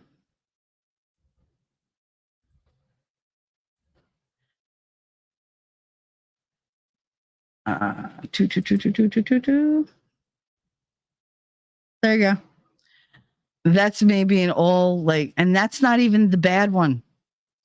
That was just me like in my 30s, like my late 30s. I'm like, oh my God, look at me. Look what happened to me. And that's from where I was wearing sunscreen that was like 75. And I still got that friggin', and that was just the first, it hurt so bad. So bad. You have no idea. Oh my God. I hated it. And my poor daughter, she was like, do you need help? I was like, oh my God. I was like, I couldn't let her do it. Connor had to do it, but I had to get redneck from Jersey. Red everything. Oh my God. My chest, you could cook an egg on my friggin' skin. Oh my God. It was horrible. But thing is, like, my whole body was red. My face was red, but then I had like 9 million freckles. Because the minute the sun hits my skin, I can feel the freckles going boop, boop, boop, boop, boop, boop, boop, boop, like just popping out. And that's why they always used to laugh and call me like the Irish grandbaby, even though I have no Irish. Well, I've had Irish in me, but I have no Irish blood in me at all. Like no Irish. I'm not Irish. So it's just, there's no Irish to me. And yet I have the green eyes and the light skin and the freckles and the copper in my hair, so it's just, I don't have red hair. I'm not a redhead, but I do have like a lot of copper that runs through. You would never know it now because I dye it so much, but yeah, no, it was bad. It was so bad. And it's terrible when you're that fair skinned. Like when I look for makeup, it's like, okay, I go right to the beginning of the line. They're like, oh no, that's too light. No, that's my color. That says ultra fair. Yep, that'd be me. Like, that'd be me. At some point, I'm just going to be like saran wrap. I'm going to be see-through. So it's whatever. I love saying I'm not white, and I get whiter every fucking year. Never fails. My daughter has a mix of mine and her Choctaw side. When she's in the sun enough, she looks Mexican. Nice. Very nice. That's both my kids. They have that friggin' Tanao Indian and that Puerto Rican. And they wound up, like, my daughter wound up with like the really, like, she tans. She's just this beautiful golden color. My son will tan, but he doesn't tan like she does. He has a thing where his hair gets much, much lighter. And like his eyes brighten, his skin, like it takes on a really healthy glow and whatever. And he just looks so much healthier with the tan. Not me. No, it's just lobster from beginning to end, and it doesn't result in a tan at all. It did when I was younger. Now, no, not at all. Not at all. My skin's like, just, no, we're going to go right from red right back to white. We're fine. We're happy. We don't need to look tan. I actually worked with a girl. This is the girl that I said I hope she fell and broke her face. I can't stand her. She has this love affair with the sun. So she spends the entire summer down the shore at her parents' house on the beach getting tan. And she came in one day before school started. And this is when, she thought we were friends or whatever. Or, well, I thought we were friends. Apparently we weren't. And she came in to say something to me. And I turned and I screamed so loud because I didn't know it was her. She was so dark. She looked like somebody had taken leather and replaced all her skin with like this dark brown, really dry looking leather. And I was just like, oh my God. And I'm trying to like not, because I was shaking. I'm looking at her like, oh my God, that's gonna hurt. And she's like, oh my God, I don't know what I'm gonna do when this goes away. Like, I feel so pretty right now. I was like, oh, Jesus Christ. When she left, I looked at the teacher that I was with. I said, what the fuck was that? She said, was that her skin? I was like, oh my God, yes, what the fuck? Because this girl is light colored. She's blonde hair, blue eyes, the light skin. She came in with like, I was like, she looks like Leatherface from the Texas Chainsaw Massacre. Like, what the fuck? It was horrible. I was like, does she realize how ugly she's going to be by the time she's like 35? Apparently she didn't. Because she was in her like late 20s at that point, or maybe early 30s, like 31, 32. And by the time I left, she was almost 40. She didn't look good. Like her skin was old. She had wrinkles and like she had all these like sunspots all over. And I was like, bitch, that's what you get for freaking roasting yourself for 3 months every year. What the hell? Who does that? And her whole body was like that. It was all like really, really, really dark. And it was disgusting. And I just couldn't get past it. I was like, I don't like, she always was, men don't want me. No, because you look like friggin' Leatherface. Oh my God. Like, who the hell would want you? Did they know if they touch you, you're going to crack? Like, it's no, like you could physically hear her skin move. Like, it was, oh, no. Mm-mm. That was one thing. My health teacher, she gave us the whole sun lecture in high school, Miss Ferrara. And she's talking to everybody. And I mean, I come, from a high school. My public high school was every walk of life. So we had, Indian, Puerto Rican, Cuban, Black, white, Italian, Irish, like all these different, like Filipino, Hawaiian. We had, oh God, what were the other ones? I don't know. We had like every shade of person you could have, we had. And so she's doing this health class about sun damage. And everybody's like, yeah. And they're all just like, I'm not really paying attention. I'm doodling on my fucking, notebook because it was boring. And she goes, you're going to have beautiful skin when you're 80. And we're all just like, who's she talking? And she's pointing at me. And I was like, okay. Why? She said, because you don't worship the sun. I said, no, the sun doesn't like me. She said, yeah, but you're not gonna wrinkle. And I was like, okay. She's like, you won't. She said, your skin just will not get that tough, leathery look. And I was thinking, oh my God, that's so awesome because my mother has that look. Like my mother has the harsh skin. My grandfather had the harsh, porous, like very wrinkled skin. My grandmother didn't though. And my grandmother always wore sunscreen. My great grandmother didn't.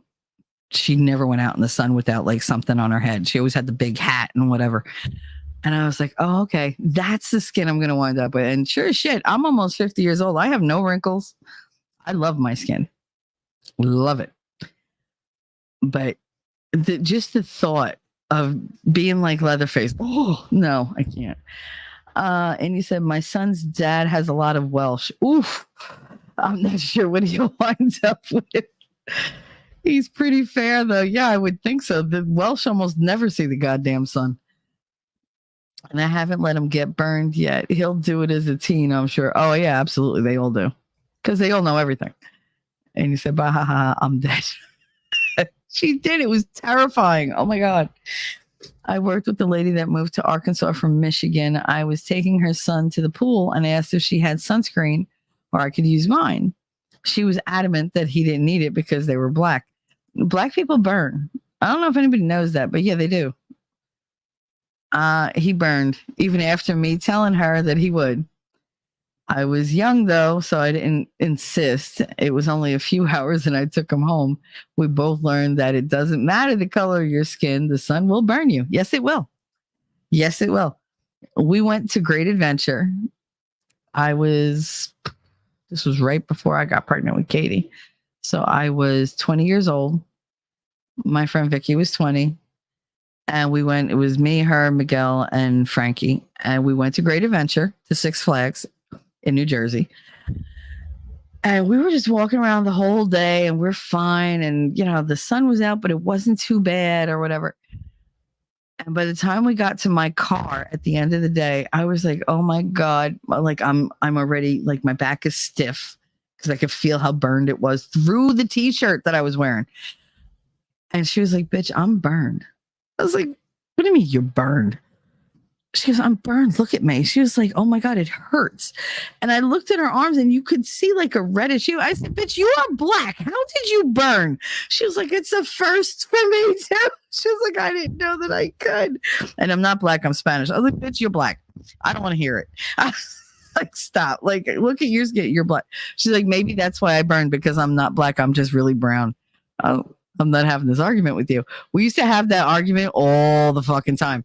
But she burned. And when we went home, she told her mother and she was like, but I'm not supposed to burn. And she was like, who said that? she said, well, we're dark. We're just, we're not going to get darker. She was like, yeah, we can. She goes, we go from brown to dark brown. She was like, no, you can burn. She was like, and you're gonna. She was like, and because, the skin is dark, when you start to peel, it's going to look really gross. I was like, oh, she was like, I've never peeled. What is that like? I was like, well, I said, it doesn't look good on me and I'm white. It blends in. I was like, but on you, it's going to look like, like you're scaling. And she, like, I'm what? I was like, like when a snake, and I felt so bad telling her, but I was trying not to laugh at the same time. I was like, when a snake sheds its skin, she was like, are you saying that I'm a snake? I was like, no, but you know how like it peels a little bit in little areas on the scales? Yeah. I was, well, that's what you're going to look like for a while. And then I was like, it's fine. I don't mind peeling skin. I'll sit there and I'll peel all your skin off. She was like, you're not touching my skin. That was like a thing in my house. I don't know. It was some weird fascination. If you could get like, it was almost like taking like the label off the Pepsi bottle or something in one go. You're like, oh my God, I'm peeling. Look, there's a good piece. And you like sit there and you try to get like the whole piece and try not to break it. Because those little ones were really annoying. I was like, oh man, I'm constantly peeling this shit off. But yeah, we'd peel like a giant thing of skin. I was fascinated by it because I'd like hold it up and be like, oh my God, look at all the little like, the lines from your skin. And it's like, yeah, that's why you have fingerprints. Blah, blah, blah. It was cool. I mean, that's what it was. I never looked at it like that before. But imagine you're holding a layer of your own skin in your hand. You get to look at it. That's fascinating. Just me? Oh, well. I never said I was normal. Never. Not once. In fact, I'm pretty sure I said the opposite. All right. So,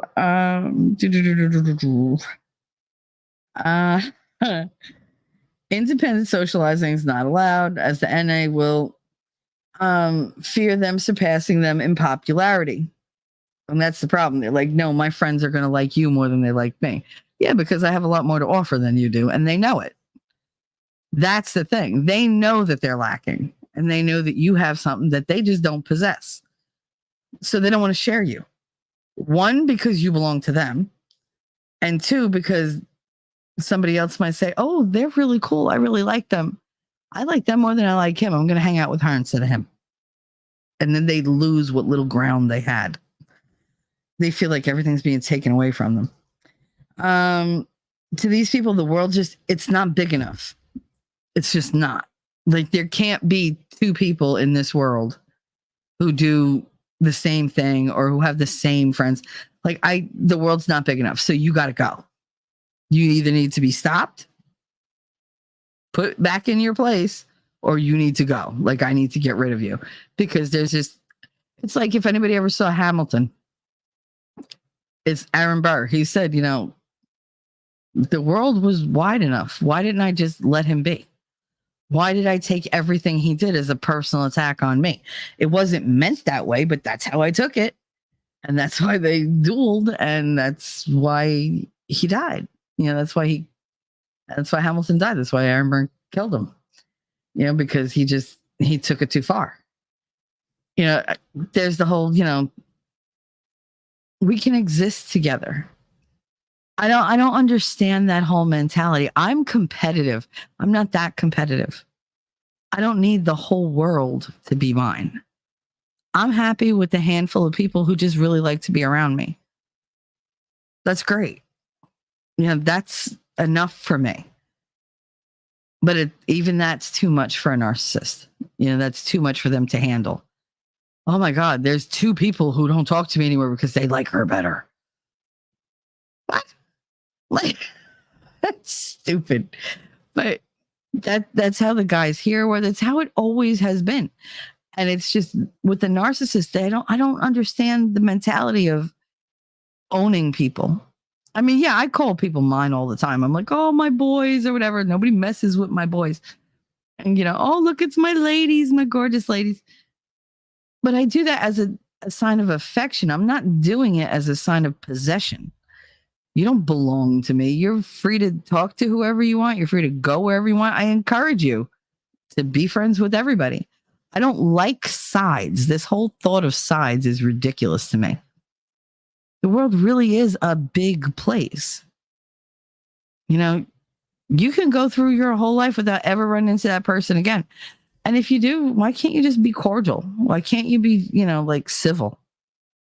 I don't get the animosity. I guess I don't burn that hot anymore. I don't have the energy to deal with other people's bullshit. Like, oh, you're succeeding. Good for you. More power to you. Oh, you did all this to succeed. That's great. I don't want to. It's just, if you ask me, I've said that many times in the last year. They're like, oh yeah, well you could do it. Yeah, I could do all that, but I don't want to. Well, then I'm not going to do that, but I just don't want to. Like, it's not that big a deal for me. I'm good where I'm at. It'll happen when it happens. If it doesn't happen, it wasn't meant to happen. Like, I'm not going to kill myself to get it done. I'm not going to step on other people to do it. That's just not who I am. And the thing with the narcissist is their principles are not steady. Their principles are for show. They pull them out and go, look, I have principles, but they don't follow them. I'm very much a person who follows my principles. And if I have to go against them, it bothers me. Because like who I am it's very set in stone for me. When I give my word, I give my word. I'm not going to tell you, oh, I promise you this and then flake off. No, if I'm going to do something or if I promise you I won't do something, then you could take it to the bank. I don't make promises I don't intend to keep. That's why I stayed in my marriage as long as I did. Because I promised. I promised him, I promised God, I promised everybody that I would see this through. And as long as I was the only one getting beat up, I would have seen it through probably till the day I died. But he hit Katie. And that wasn't going to fucking happen. My promise was to her first. She takes precedence. She takes priority. Fuck you. Like, and that was the step that he didn't see coming. Because he figured he had me. He had me under his thumb. He was living rent-free in a beautiful apartment with a brand new car. And, he had the quote unquote wife at home, even though we were divorced. I was still cooking for him, doing his laundry, doing whatever the hell he wanted to do. He had the kid, he had the girlfriend, he had this easy peasy fucking life. He thought that was it. Like, she's letting me live this life. I'm going to do it as long as I can. He figured he could do it the rest of his life. But he crossed the line. Everybody's got a breaking point, and I have different breaking points. But once I'm there and I decide to shut that door, you're fucked. Because you ain't never getting back in. I might say, hi, how are you? I'll hold a conversation, but anything good in my life, you don't get to partake in that at all. At all. And if you get snotty with me or you think you're getting cute, I will put you right in your place. Don't fuck with me. But my ex-husband learned eventually. So that just wouldn't be big enough. Yeah, the world isn't big enough for what the narcissist sees as competition. Envy motivates the narcissistic abuser to dominate their target so they can either control or destroy them. The amount of control over the target is a demonstration of what they believe to be their personal prowess and power. Like look at the control I got over this bitch. And that's how good I am. I'm a man. You turn around, women do it too. Oh, I'm so feminine. I have such power over him. He'd do anything for me just to keep me happy. Look at Amber Heard. She thought she was the most powerful bitch because she had Johnny Depp jumping through hoops for her. Yep. Until he didn't. Until he saw what she was. That's the problem. Once you see what they are, you can't unsee it. You can't go back. Sometimes you try to make it work. And every time you go in it knowing this is not going to work. I'm going to give it a try. Nobody can say I didn't try. Some do it for the kids. Some do it for the optics because maybe their families are really close or, nobody wants to see them break up or whatever. Any number of reasons could keep you going back. But once you hit that point, no, you're done. And then you're just calling it in after that. You're just like, this is just a token kind of thing. I think women tend to be more sneaky about it. And they tend to just brag to their friends about, oh, yeah, I got him to do this. Or, girl, he's not going to tell me what to do. He knows I don't need him. He knows I could leave at any time. See, he will let me do whatever I want because he wants me to stick around. It's a thing for them. Men, I don't think they brag about it because they tend to want to keep it under wraps because they want to look like the good guy. Women tend to boast more. They do. They're big mouths. What did I write? I wrote Amber Heard and JD. She deprived him of his detox drugs, if you remember. Remember when he was detoxing? And he had all these people willing to take care of him. But what did she do? No, it has to be me. I have to take care of him. And then she turned around and said, oh, you said you wanted it to be me. Well, of course, you're his girlfriend. You're his girl. He wants you, to help him. But he also said, I don't think you can handle this. But she swore she could. And so what did she do? Here we go. She detoxed him. She deprived him of his detox drugs to hurt him, control him, and show her complete domination of him. She was envious that he had people to care for him. So she took the position so she could deny him relief and comfort. She could make him feel absolutely helpless and then later use it against him to humiliate him further. He wasn't allowed to feel anything good or bad unless she was the reason or the facilitator. Why? We all know why. To show that she could. Because she believed that she could. And because she believed he was lower than her, so he should just take it. And that's all he could do in that position. He was so weakened and so dependent on the pills that he had been taking, the drugs he had been taking, that, yeah, he depended on her to relieve him, to give him that at a certain time. And with the caveat that if he needed it like a half hour, an hour earlier, that was okay. That was doctor approved. She said, no, you said such and such time. I'll give them it. Do you remember hearing the recordings of what he sent? Like he was in pain. He was begging her. He sounded like a wounded animal. And she still was like, nope. How cold-hearted could you be? The man you say you love is in pain in front of you, and you're just like, no. Well, I guess you're not going to do those drugs again, are you? Like, just being all quippy and shit. Like, he's in the worst pain of his life right now. He's in agony. You're torturing him. You're denying him the one thing that'll bring him relief. And then when he doesn't make it through detox, you blame him. How's that work? How did anybody look at that and not punch this bitch right in her face? As his doctor, I would have punched this bitch in her face. How dare you? How dare you be so cruel to anyone? Let alone your man. That is your man. He took you to a goddamn island so that he could detox. Where he wouldn't bother anybody because he knew he was going to be in a sorry state. He knew he didn't want you there because he knew it was going to be a burden. He knew it was going to be gross. He'd likely be sweaty and icky and throw up and maybe have diarrhea and whatever. And he was going to be nasty and he was going to say horrible things because the drugs were in control. You know, he gave her all those outs. No, I have to do, I want to do this for you. No, she didn't.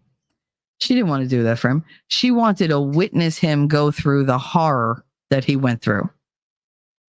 And she reveled in it. God, I hate that bitch. The cruelty they inflict actually gives them a huge ego boost. And that's what she did. If you remember in the court when they talked about that, you remember her face? That fucking smirk? That, that was when she was sitting kind of crooked with her crooked tits and her crooked cheek implants. And she was just like with her arms crossed and she's with that smirk. Like, oh yeah, I remember he was a piece of shit. He looked like crap. He smelled like crap. Guess what? No, I wasn't going to give him the pills. She was proud of that. That was a feather in her cap that she was able to reduce him to begging her for help. Begged her. He cried. The man was almost 50 years old, or he was 50 years old. And she put him through that. That kind of pain, that could have killed him. That easily could have killed him. He could have went into cardiac arrest. His blood pressure could have went through. He could have stroked out. She didn't care. She didn't give a shit. She enjoyed watching him go through the pain. And she enjoyed denying him any relief from it. And she made sure that he knew that his comfort levels, his safety was in her hands. And you said she also wanted control. Yeah, she was probably scared if he got away from her for long enough, he would get better and it wouldn't be her doing. You know, she had to be able to say, oh, well, yeah, he's off drugs. It was really hard for me, but, you know, I got him through it. Because, you know, she said that. You know, she took complete credit for his work that he did. Like, oh, yeah, it was a hard struggle, but I didn't give up. I wouldn't leave him like that. Like, I was always there for him. Manipulative cunt rag. Anyway. La, la, la, la, la, la. I really don't like her. Covert narcissists feel envy to such an extent that they literally move into their victim's world and steal their identities. They lack the capability to make connections and achievements on their own to get where they believe they deserve to be. So they target the people who can not only get them in the door, but can hoist them up for everybody to see and admire. Hold on one second.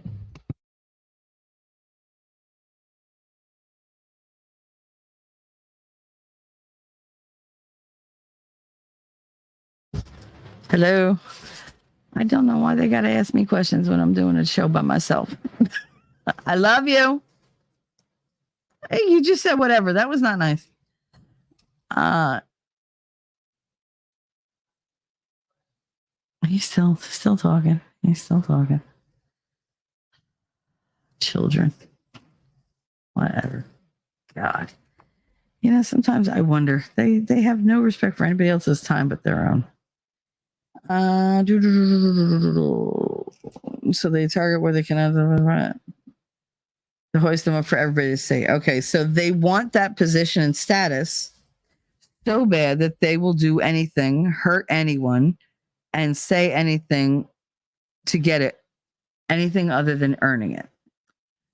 And that was one of the things that really stuck out to me. Like, they will jump into somebody's life, they'll take over, but they'll pick somebody who can hold them up and go, look, look, look. Somebody who already has status, somebody who's already admired. So what they do is they mimic them. They become just like them. They're like, look at us. We're together. We're two peas in a pod. You know, I'm just like you. You're just like me. And then everybody goes, oh my God, look, they're the perfect couple. They're the perfect this. And then everybody else starts to envy them. That's, of course, what the narcissist wants. The narcissist wants them to be the power couple. But that's only until they're accepted as the couple and they could start to switch the narrative. this need to take over other people's lives stems from a combination of envy, rivalry, and psychosis. Oh, I love that. I even wrote to make it simple. So to make it simple, malicious envy is the desire to destroy a person simply because they're superior to you, the narcissist. Maybe the target is smarter, funnier, more popular, more social, more interesting, or a better conversationalist. If they're superior to the narcissist in any way that is important to the narcissist, they become enemy number one. So they deserve to be attacked and decimated. And I'm not even being hyperbolic. They honestly feel this is a person I need to get in their life. I need to get what they have. And I need to utterly decimate them. And they'll start small and work their way up. These type of people, these type of malicious, this malicious envy pushes the narcissist to an extreme you wouldn't really think a person capable of.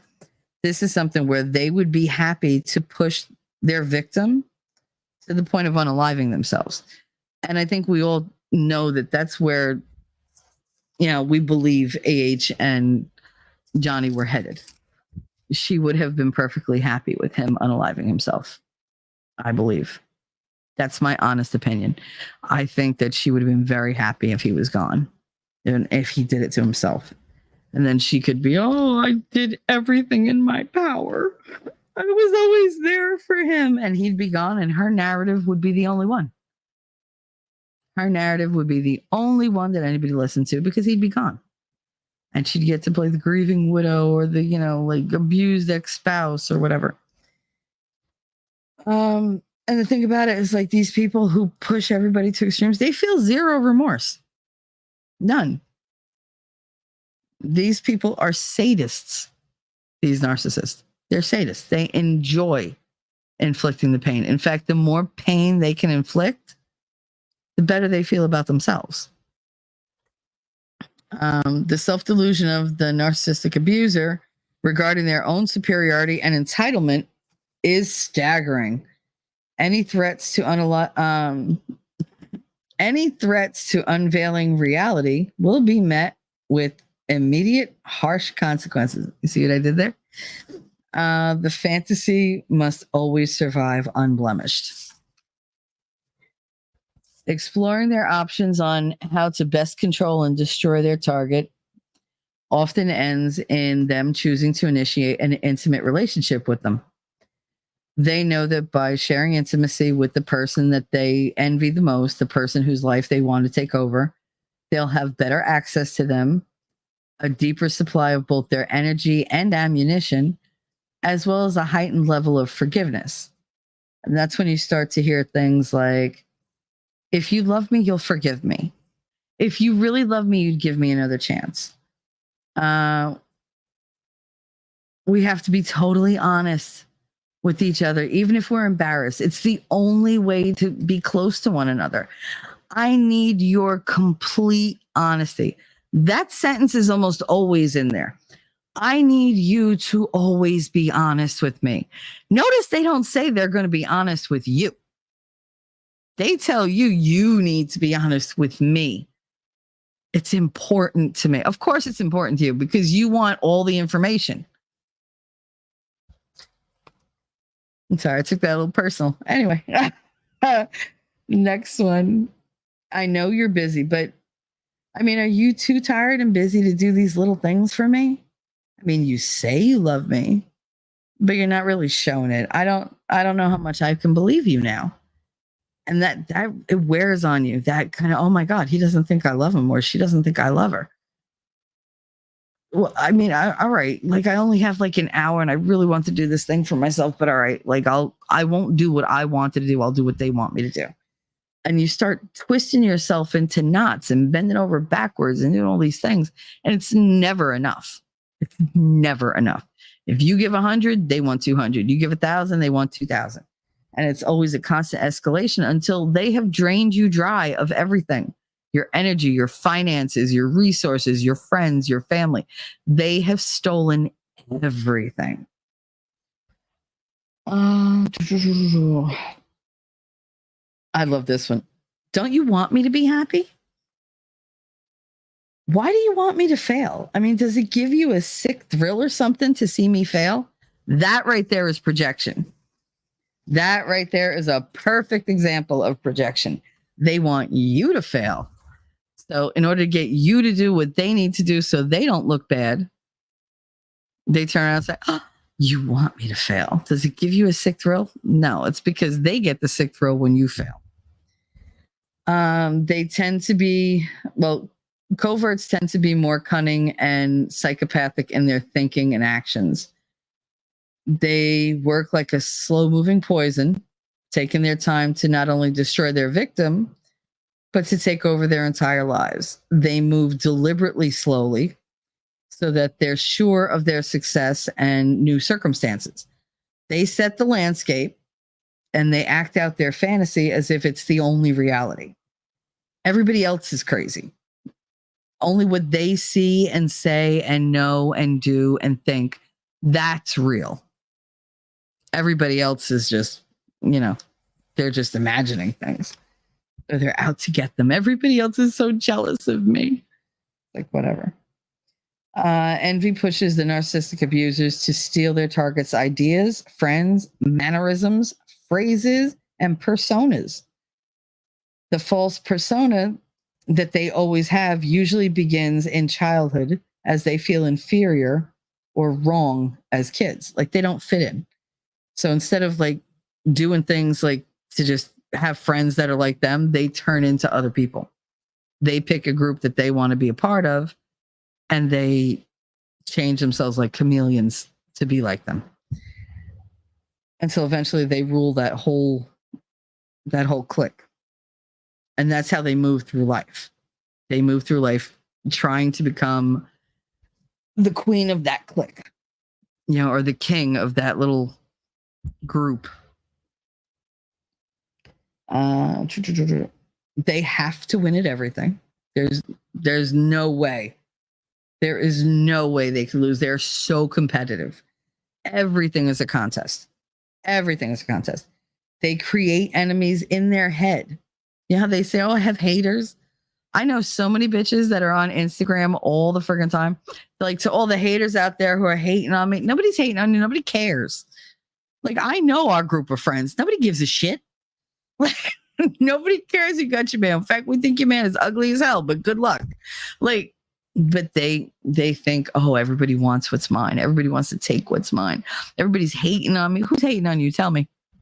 Just when I had a friend I worked with every day, she was like, these motherfuckers out here all hating on me, wanting what I got. I said, not for nothing. See, but what do you got? Just tell me. What do you got that they want? Everything. Who's they? The haters. What? Just name one. Just name one. Well, you wouldn't know them. I'll find them. Point the bitch out to me. Go ahead. Show me. Show me. You got Instagram. I'm on your Instagram. Show me. Show me one comment on that picture that you say they're hating on you. Like, all I see is likes. Everybody's saying, hey, you go, girl. Like, you queen. So show me the person who's hating on you. She doesn't like me. She said you look beautiful. Yeah, but she was just saying that just, so other people think she's good. Oh, okay. All right. So she's just a piece of shit. Well, yeah, of course. Oh, okay. All right. I never understood it. They just make it up in their head. And it's true to them. It's absolutely 100% true. And you said, I have a bad habit of mirroring people around me. I've been trying to figure out why and stop doing it. I don't even realize it for a long time. It's called adaptation. It's when you're trying to please somebody. If you have a hard time fitting in, if you feel like the odd duck, you pick somebody and you mirror them so that you have somebody who has something in common, somebody who's going to, come and talk to you and treat you like, you're, part of the group. And they've already been accepted, like that personality type is accepted, but you're not entirely sure. Maybe sometimes that yours will be. So if they accepted her, if I act more like her, I'll fit in better because it already worked for her. I think I was so disassociated from the alcohol and depression. That was the only way I could survive. Yeah. You pick up the habits of the people around you and the personas of the people around you so that everything's okay. Nothing to see here. You look at them, especially when you have like any type of substance problem. That you can act, you can act out. You can act in ways that people can get uncomfortable. But if you see the way somebody acts and everybody likes them, you're like, if I just have to act like that, and nobody's going to realize that I have issues going on here. It makes you pass. You pass the test. You pass the normalcy test. When you feel absolutely abnormal inside, if you can mirror somebody who appears to be what everybody likes, then you're one up. You're able to mask what you're trying to keep inside. At least that's my take on it. That's what I always thought about people because I've done it. I've done it many times. When I'm at my most uncomfortable, I will go with the flock.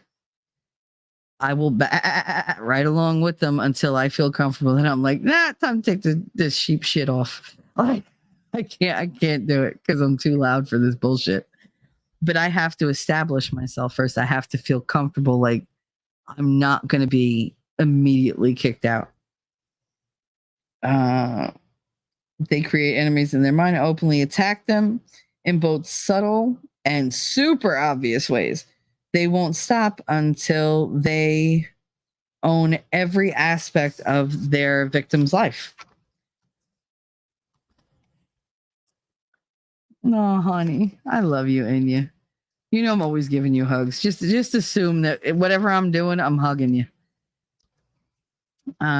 Denial, both outwardly and internally, is the narcissistic abuser's best friend.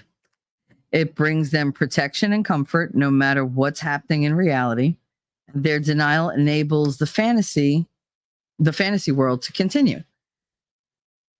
One check mark in the diagnosis of narcissistic personality disorder is that the narcissist truly believes that the world is envious of them and people around them are copying and stealing from them rather than vice versa. Their sense of superiority is the only truth, and everyone else hates them for it, and they're trying to sabotage them. The projection is that, oh my God, everybody's trying to take advantage of me. Everybody's trying to steal from me. They're taking my ideas. They're talking about me. They hate me. They this, when they're the ones doing it. So projection helps the narcissistic abuser because it solidifies the fantasy. It moves it from being within to without. They use it to cast themselves in this movie of life. And what they do is they project themselves as the victim. They're always the underdog. They're always I'm trying so hard. I'm so honest. I'm so, trustworthy. And they're not. Fantasy is now reality for them. And the only truth that they'll accept is the one that they contrived in their own head, the one that they manufactured. They'll also only allow people around them who are going to enable them in that fantasy. So their inner circle is going to be full of people who hold up the narrative that they're pushing forward. People who are either too afraid of them because they don't want to become their target, or people with the exact same problems who are like, we'll let this bitch get ahead and we'll see where we can get with her. And we'll sponge off of her. So all they have to do is feed her ego and they get like tons of stuff for free. Look at Amber Heard and her friends. Horrible people.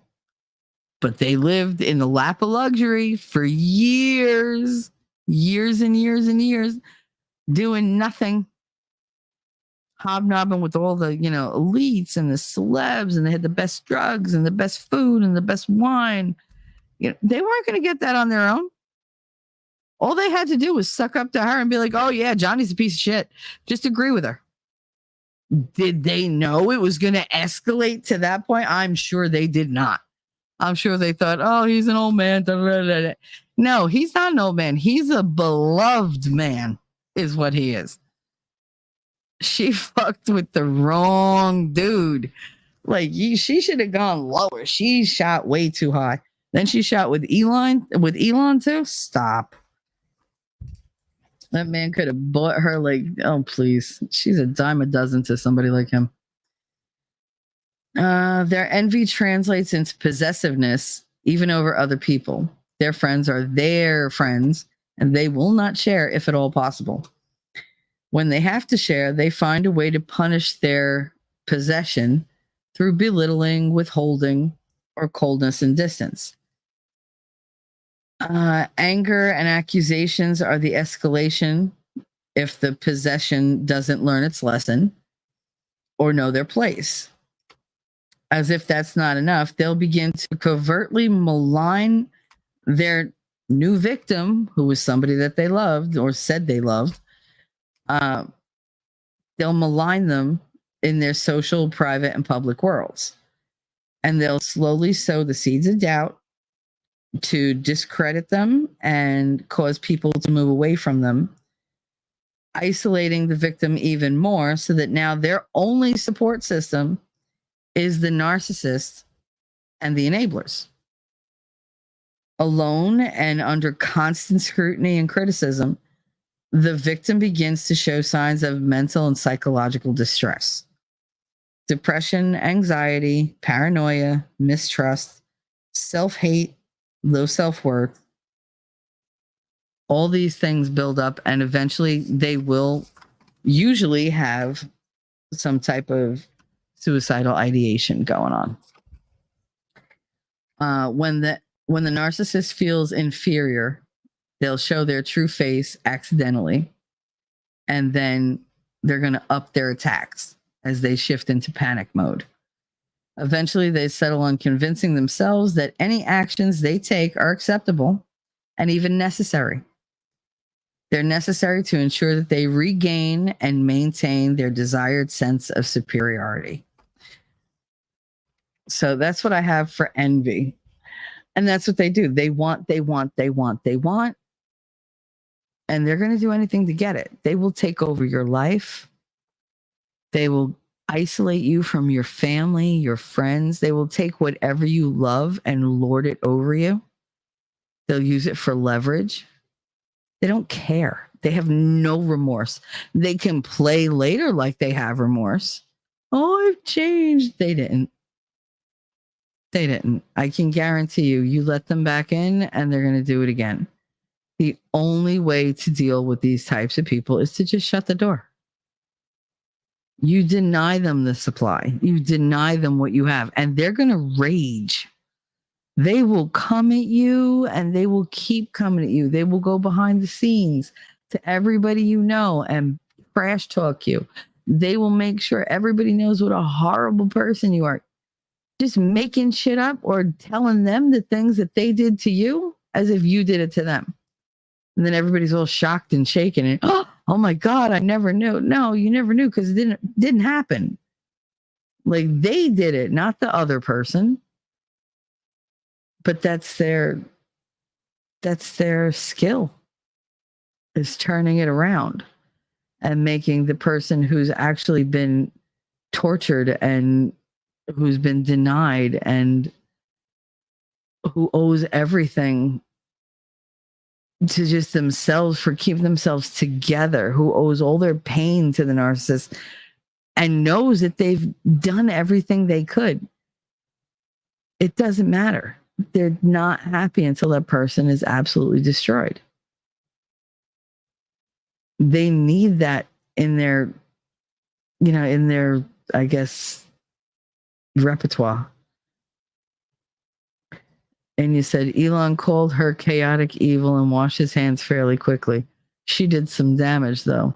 His book said it was a really dark time. Oh, yeah. I probably range chaotic good to chaotic neutral. Where's the nerd? Where's Outpost Nerd at? I'm misplaying TNT. Should find a group. It's pretty fun. Talk to him because I'm pretty sure he wants to start another D&D group.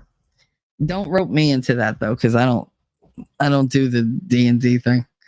I did my level best to distract Nick whenever he was playing. He'd be playing D&D and he'd be just sitting there. I'd just be texting him. He'd be like, "Stop, you're making me laugh." "Sorry." "Don't stop talking, I'm bored." It's like, "Oh, okay." Narcissists, they turn my brain inside out because I just don't think that way. And I've had so many of them in my life. I am narcissist catnip because I have a good heart, generous spirit. I don't like thinking the worst of people. I think people are, primarily good. Do I like people? I want to. They make it very difficult. But as far as narcissists, no. I mean, they're all over the place. I know everybody says, "Oh, it's a buzzword." It's not a buzzword. It's a fucking epidemic. God, this shit was worse than coof. And having them like isolated like that made it so much worse. Because they couldn't get any of the things they needed. They could not get any of the adoration face to face. Because most of these people, they don't get enough of what they need technologically. Like, it wouldn't be enough just to be that person on like Facebook or YouTube or Rumble or whatever who's popular. They need that in person. They need somebody tangible who's going to say, "Oh my God, you're amazing. What would I do without you? You're the best there is." They need that ego boost. They know it's not true, but they need it. Lady Awesome said, "I don't D&D. Being a career mom leaves no time for that kind of stuff." Even without like having to do the mom stuff anymore, I just never was into it. My friend Manny tried to teach me so many times, and I was like, "Manny, you're talking to dead air over here. Like, I'm not listening." "But you're gonna have someone." "No, I'm not gonna have fun. You brought binders to a bar, Manny. Binders." He brought 3 gigantic binders to Beer Garden. I'm sitting there with my friggin' like my giant pretzel and my cheese dip, and I'm like, I have a beer in one hand, the pretzel in the other. He pulls this out and plops it on the goddamn towel. I was like, "What the hell is that?" "I'm going to teach you about Dungeons and Dragons." I was like, "The hell you are?"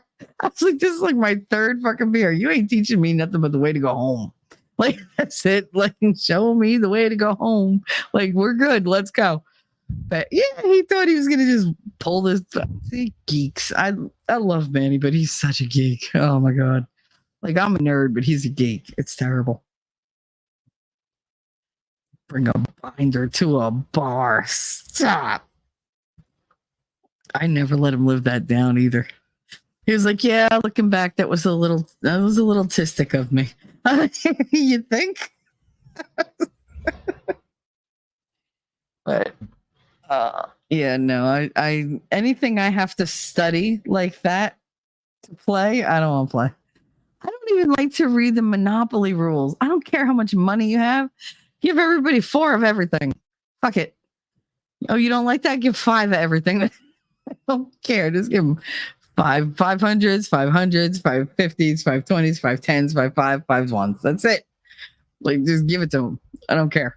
I don't care how much it says you have to have. I don't give a shit. Take everything and put it in the middle. And if somebody, like goes to free parking, they get everything that's in the middle.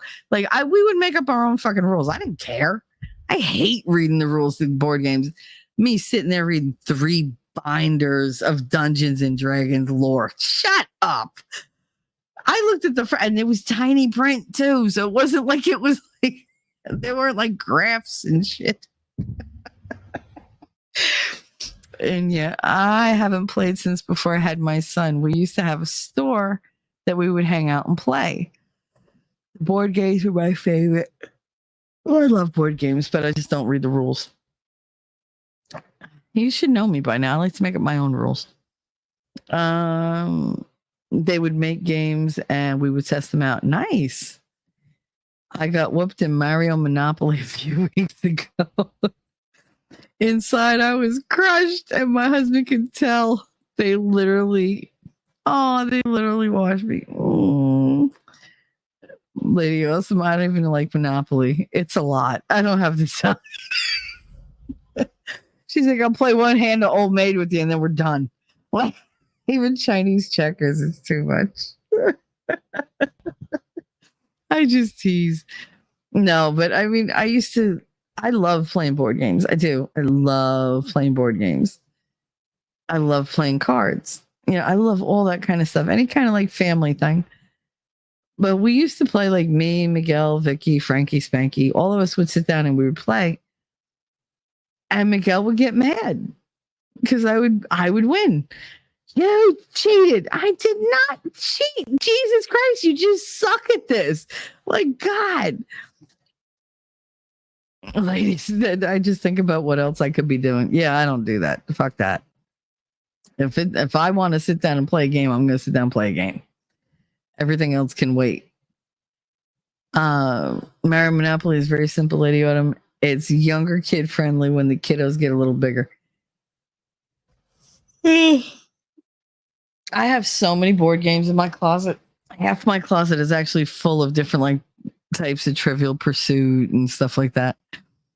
And my ex-husband hated playing with me. Hated it.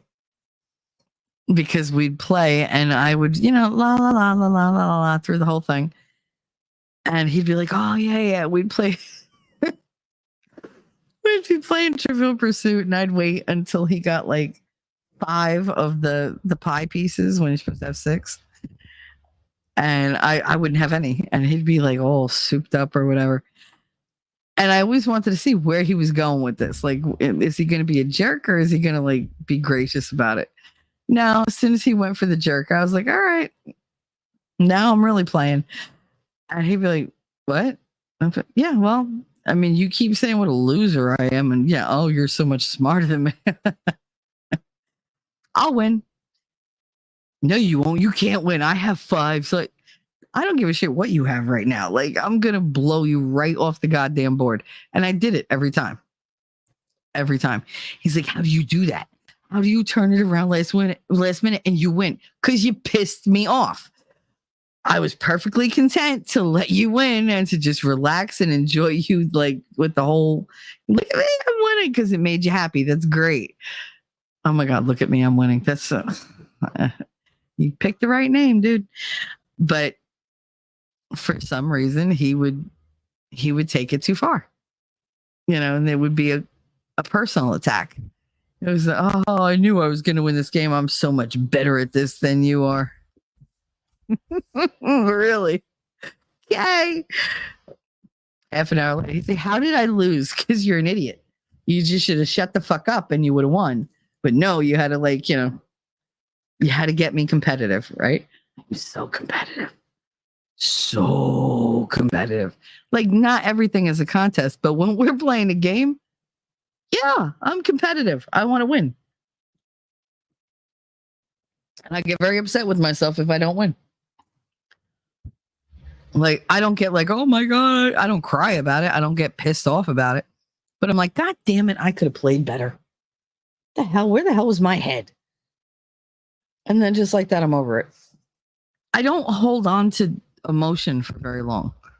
That's one thing people don't get. I'm explosive.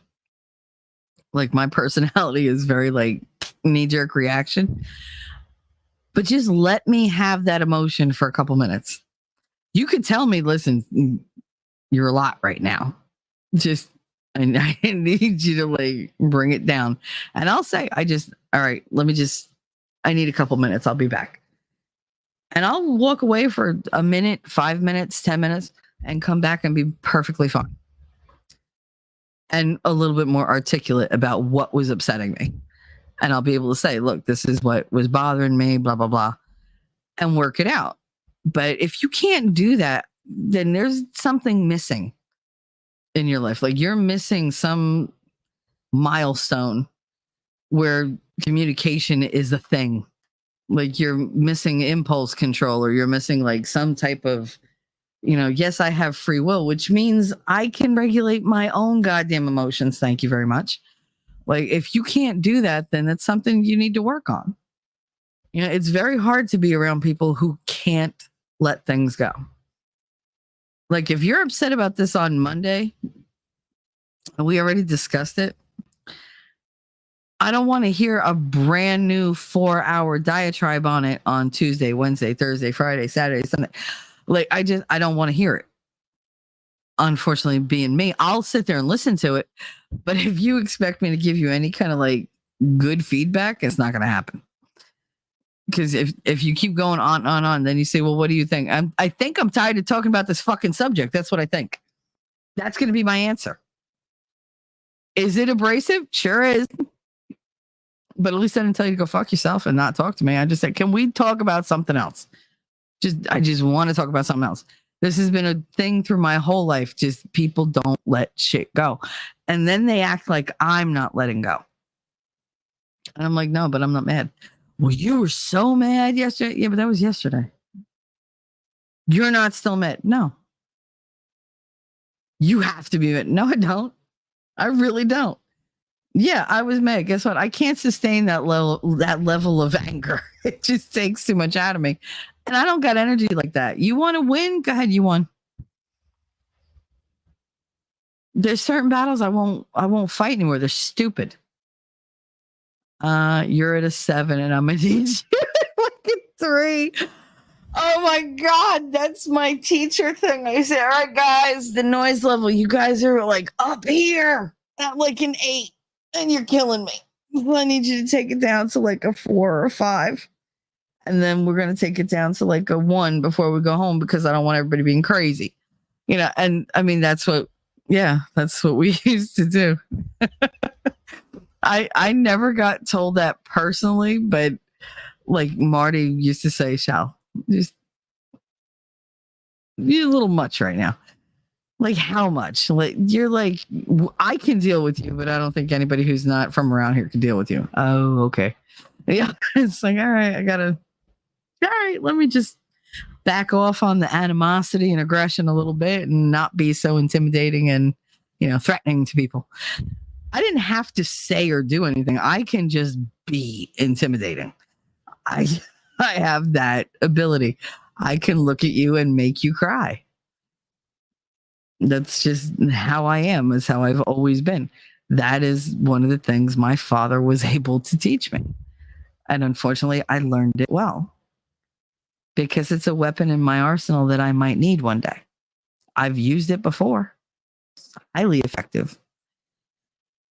And yeah, I'm a holder on of the emotion. You're a holder on of the emotions. But not upset at the other person, but I'm handling of it or the mistake I made. And I think about it. Oh yeah. And yeah, I still tell my sister that. And you need to knock it down a couple of notches. Yep. That one I've heard. Shell, can you bring it down a couple notches? Because like I've had the whole you're dialed all the way up. Can you dial that shit back a little bit? When I got my first new teacher after years, Charles, the principal at Brant, he and I were friends for years already. He was the one that I picked up by the neck and put into the wall because he wanted to fight me. Yeah, you want to fight me? I'll fight you. Let's go. And he didn't think I was serious. He also didn't think that I could pick his ass up off his feet with one hand. But he was skinny. Like, what the hell? It didn't take much. And I was full of, rage. So I had that adrenaline going. But he gave me this little teacher from Connecticut. She was this little 22-year-old blonde, like, kind of like with a little mousy voice and boys and girls.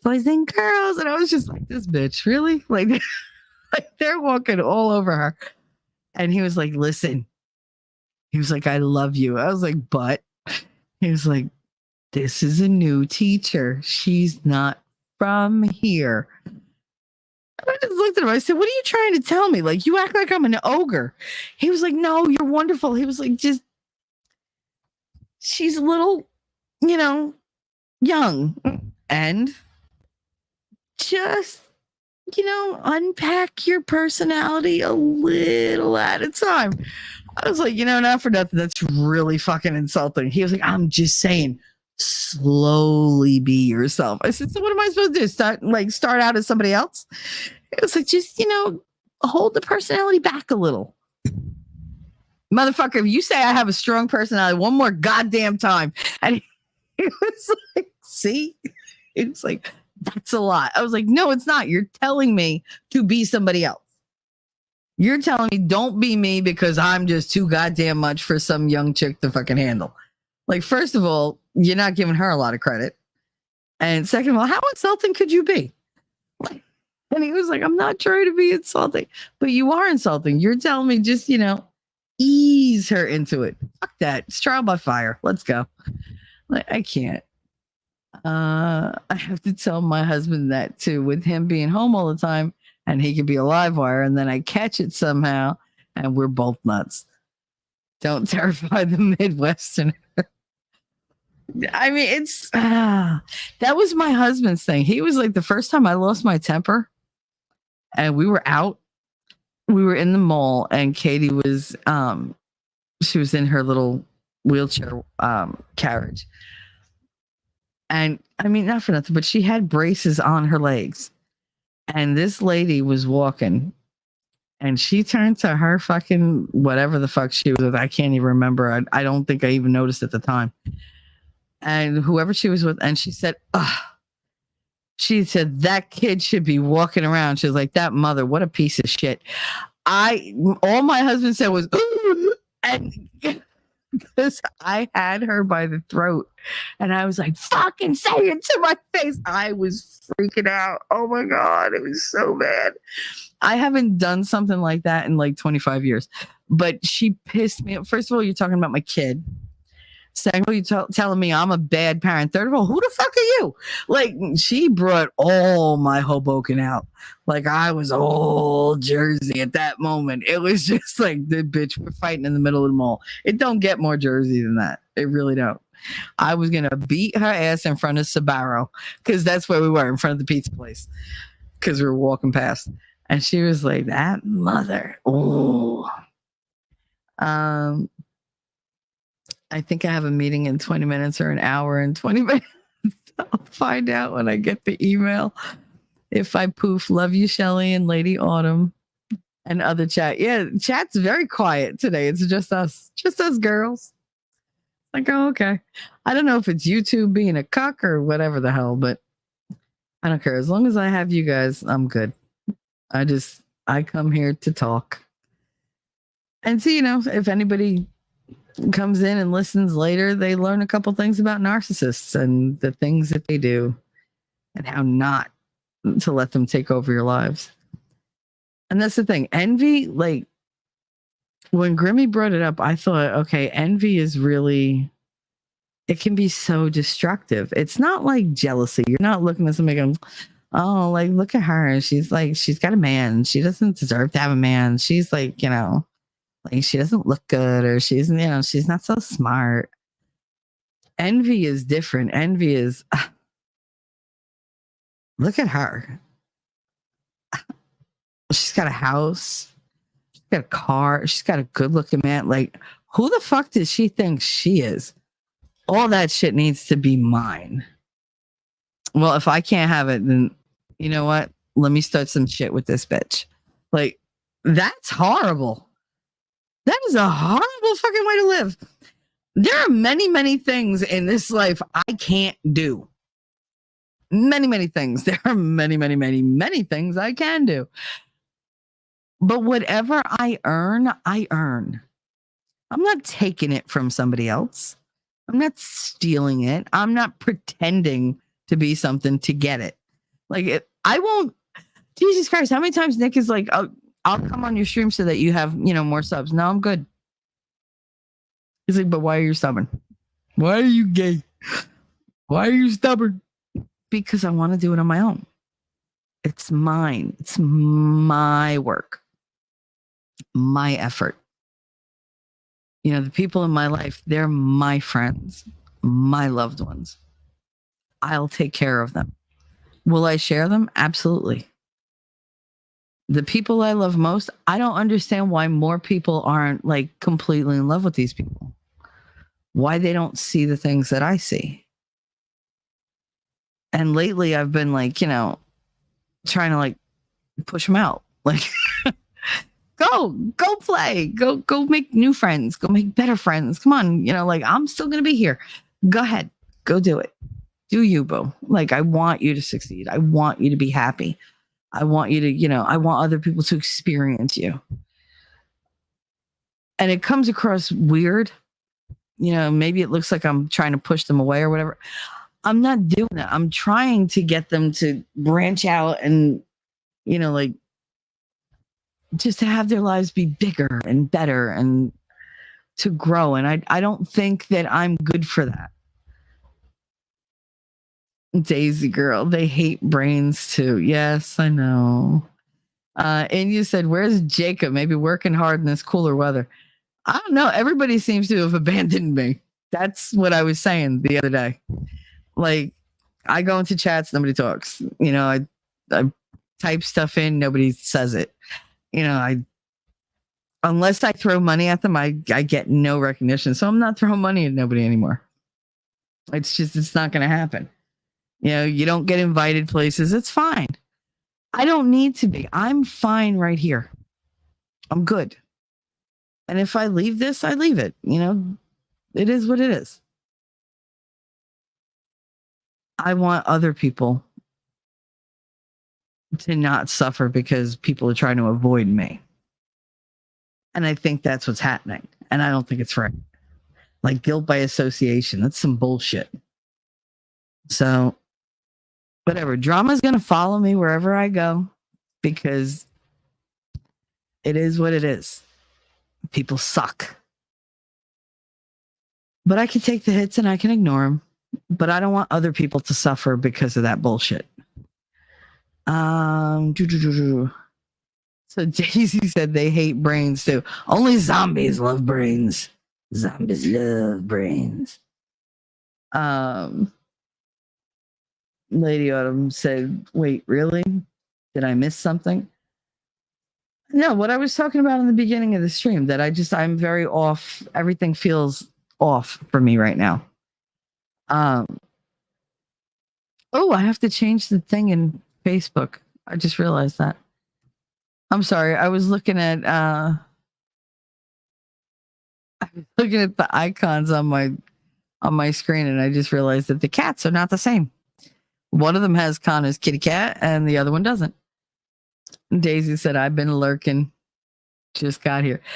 Wait, so have you been lurking, or did you just get here?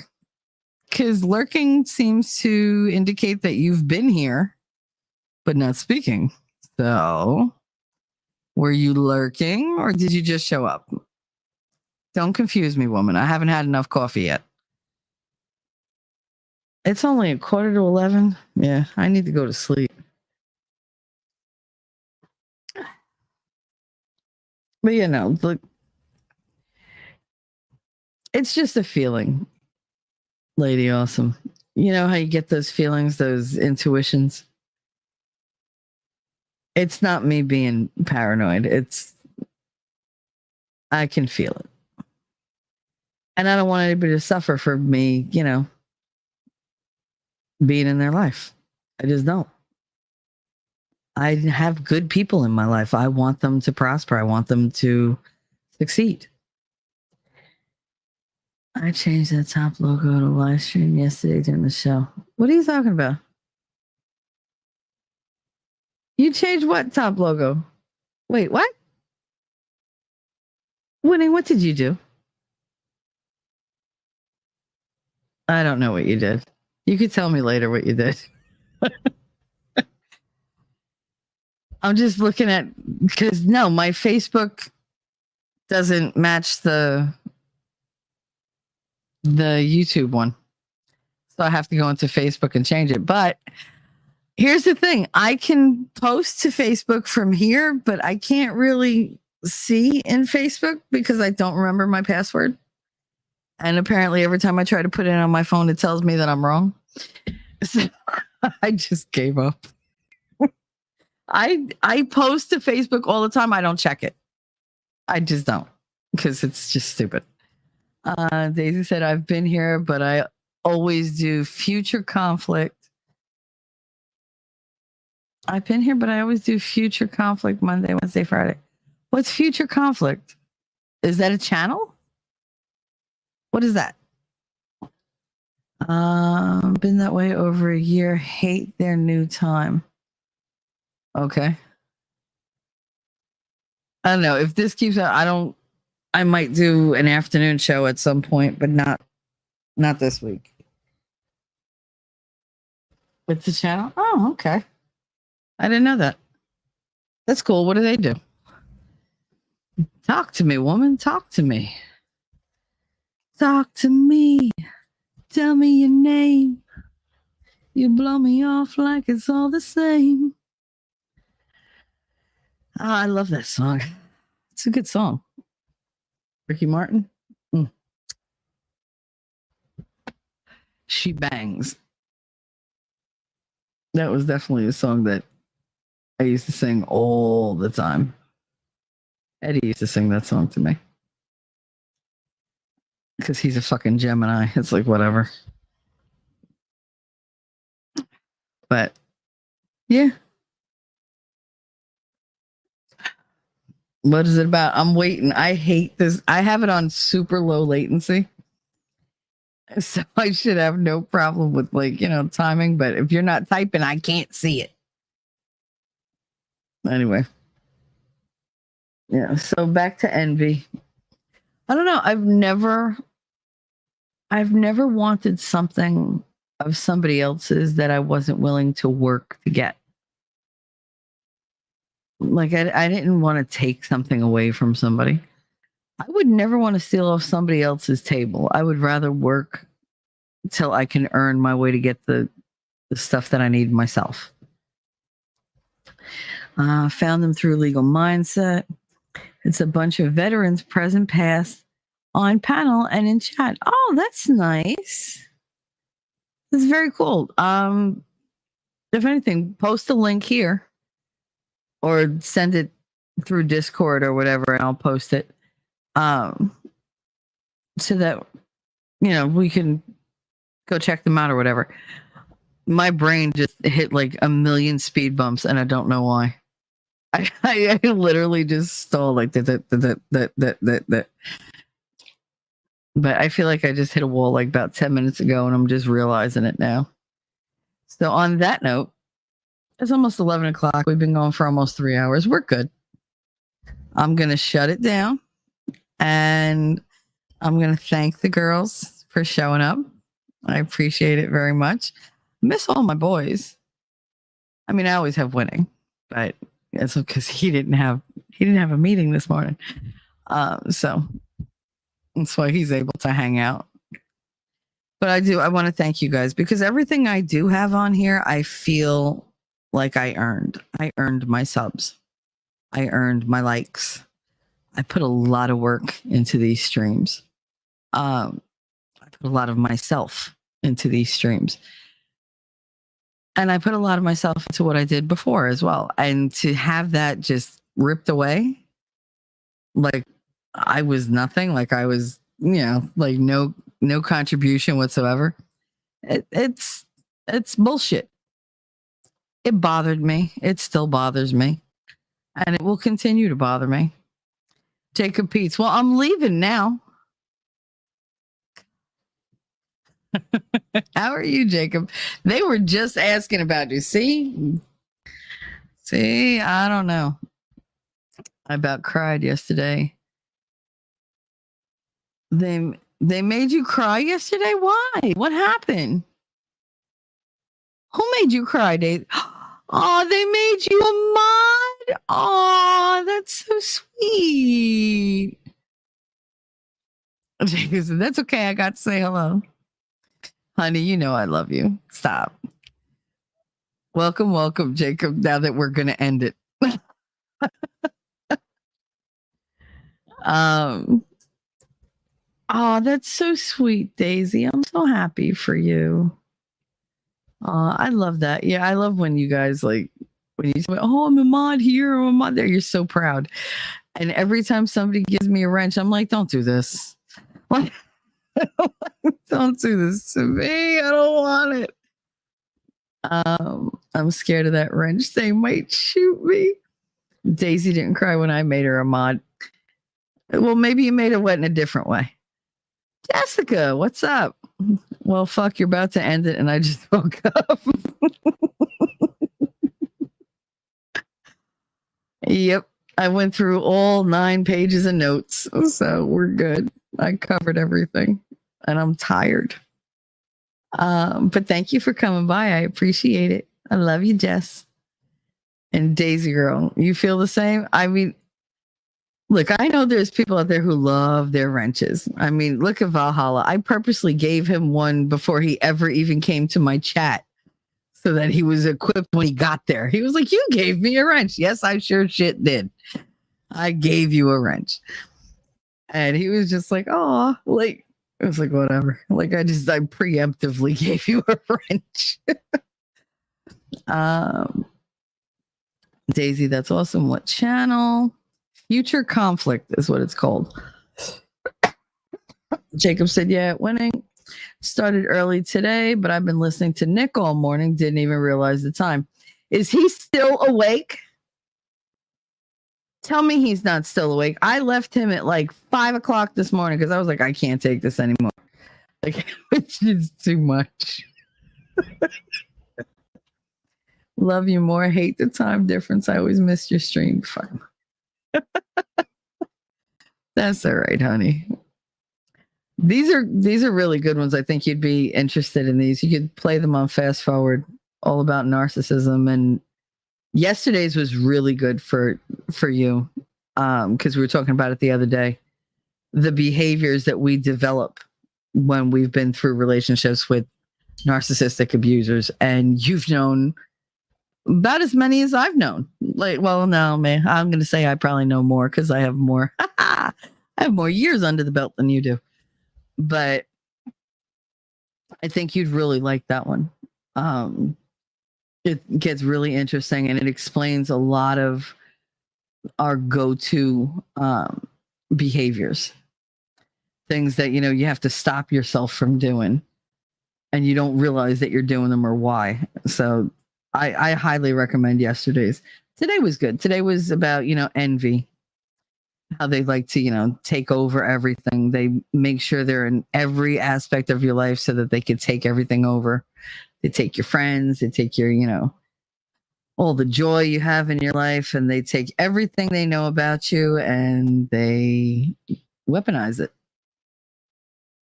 So yeah, so these are definitely the streams for you. And there's a lot of stuff in here about JD and AH that would help your stream. It would just give you extra shit to talk about if there's a lull, which there usually isn't. But if there is, it's stuff that you could always fall back on, and it's stuff that's coming up in your stream. I know you're going to be on tonight at 7 p.m. Eastern, I believe. You and Shizzy are starting your Johnny Depp day 7? Day 7, 8? I forget. Because the last one was day 5, 6, and this is either day 7 or day 8, or maybe both. I don't know. My one experience was enough narcissist for me to be mentally fucked up. Well, that's what I'm here to help. That's all I'm doing. My patience and tolerance with people went from pretty well to now I can't stand anyone. Yeah, and again, listen to yesterday's stream. I think you'll enjoy it. Yeah, I think 7 Eastern. I don't know. He said it. Yeah, no, I saw it this morning, so I'm pretty sure it's 7 p.m.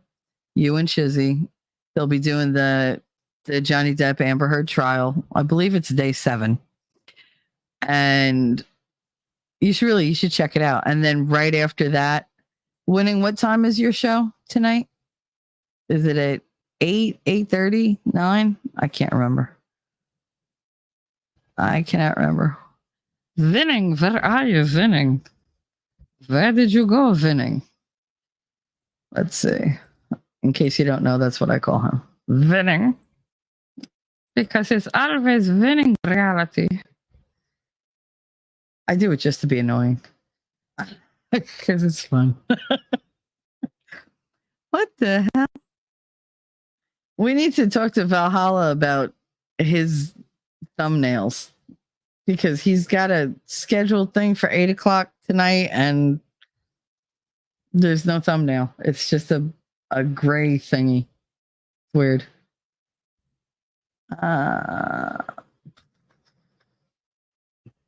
And you didn't post anything. God damn it.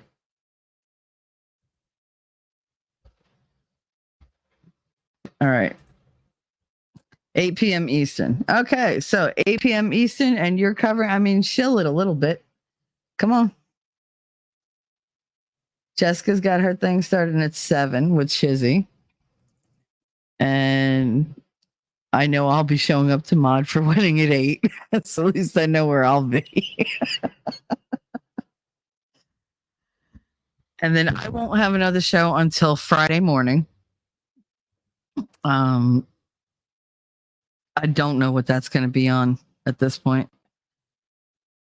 I don't know. Maybe I'll see if I get a guest. I don't know.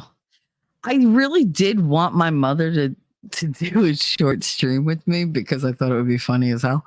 But no, she makes me nervous. Winning Reality Open Conspiracy Series kicks off with a deep dive into Agenda 2021 and Agenda 2030. Oh, that's awesome. If anybody talks to Ellie Font, tell her that that's tonight because she was looking forward to that. In fact, I'll wind up sending her a DM as well. Oh, well, Congress has a good hearing going right now on RSBN. Awesome. Awesome. So tonight, 7:00, Jessica and Shizzy with the Heard Depp trial. And then 8:00 with Winning Reality Open Conspiracies. Agenda 2021 and Agenda 2030. I think I said agent before. I don't know why I can't read today. Anyway, so lots of committee meetings today. Awesome. And if you can, look into future conflict. There are a bunch of vets having a good time driving Daisy nuts. And they made her a mod. So get over there and give her something to mod about. And take a peek. Open Conspiracies. Will that dive into the Open Society and other related companies? Bring on the paranoia. Winning. Oh, he's so good at it. So good at it. He busts these things to pieces. I love it. I love it. I always learn something on Wednesdays. Thursdays, I get to be stressed out. Because Thursday night, he'll be doing Repairing History Together. And he had planned on doing the post-traumatic slavery syndrome, but I think he changed his mind and we'll be doing something else, but I don't remember what it was. I'm sorry, sweetie. There's a lot going on in my brain right now. Looking at my food. Told my husband we need less corn in our lives. We are really corny. Oh, come on. And you go on to Rumble and watch the King Corn one. Oh my God, that would be so fun. Make your husband watch it. Come on, it's a family thing. And hit the like button. Damn it. Why? I don't understand why people don't hit the thumbs up on Rumble. What is it? These are the real ones worth concern. I just spent months debugging all the bullshit ones people get sucked into. Yes. So the guys would love that. Chili dudes are stationed all over the world. Really? Oh, I'm definitely going over there. Oh, you have? You watched King Corn? That's great. That's great. Oh, it's the white privilege. White privilege on Thursday. I have no white privilege. I'm so fucked. White privilege. It's like that kid that got killed because, you know, he tried defending another kid that was getting beat up, and then 15 friggin' black kids jumped on him and beat his ass and beat him to death. The fuck is that? The fuck is that? I hope that comes up because that infuriated me. Because it's so typical. No, everybody wants me to feel bad because, oh, you're white. First of all, I'm not white. I'm Italian. And second of all, even if I was, I wouldn't feel bad. You know why? Because I didn't own shit. I still don't own shit. I have worked for minimum freaking wage and I'm supposed to what? Owe somebody else something? Fuck you. Like, no, and they could be as mad as they want. I don't care. I don't care. I don't owe nobody nothing. Matter of fact, people owe me. Oh, I can hear it in my head. Winning. I can hear it. I can hear it. Anyway, I need to lighten up. Yeah, we'll be asking where all his privilege is. Yeah, because I sure don't get a fucking share of it. Those guys would love you. Some could really use your show too. I really want. I mentioned it to Valhalla this morning. Well, during the night when he was on Nick's, that I really do want to talk to him about like the male emotional issues. Like he knows what it is to deal with PTSD, and I know what it is to deal with CPTSD. And I kind of want to compare panics. You know, I want to compare our mental states a little bit. But no, I'd like for him to like talk about it and talk about the male perspective because I don't think we hear it enough. I don't think we hear it at all. And I kind of want that voice on here, and I don't qualify. I can't do that. So I need different guys to come on and tell me about their problems. But I think he'd be the most open. You know, because he understands. He went through some shit. You know, he may have issues, but he came by them honest. He's not, you know, blown them out of proportion. He's not doing it for attention. He went through it. And I think it would be great if he told other guys, you know, and explained to women especially, because a lot of women have a hard time understanding that men have emotions. They're supposed to have emotions. I mean, how you're like, oh, you don't show me that you love me. You don't let them show you shit. You can't just pick the emotion you want them to have. Like, okay, you have to bottle up everything except your adoration for me. Oh, bitch. What? I fucking hate women like that. But I also don't want a guy who's going to put the radio on and start crying because I'm upset with him. So it's just like, ugh. Like if I'm not allowed to be that big of a bitch, you're not allowed to be that big of a little pussy bitch. Like I can't. Oh, they're definitely not going to push this friggin' video. I can tell you. Sean will be on panel on Friday. Oh, that's cool. That's very cool. Same state that Andy Paps was murdered in, by the way. Trial coming. What? Okay. Little Wayne, with all due respect, Miss Katie, miss me with that bullshit. I think that's an exact quote. For those who don't recall, Andy Pops was a retired police chief killed by those two wannabe thugs on a joyride and showed no remorse for it. That was also Nevada? I don't doubt it.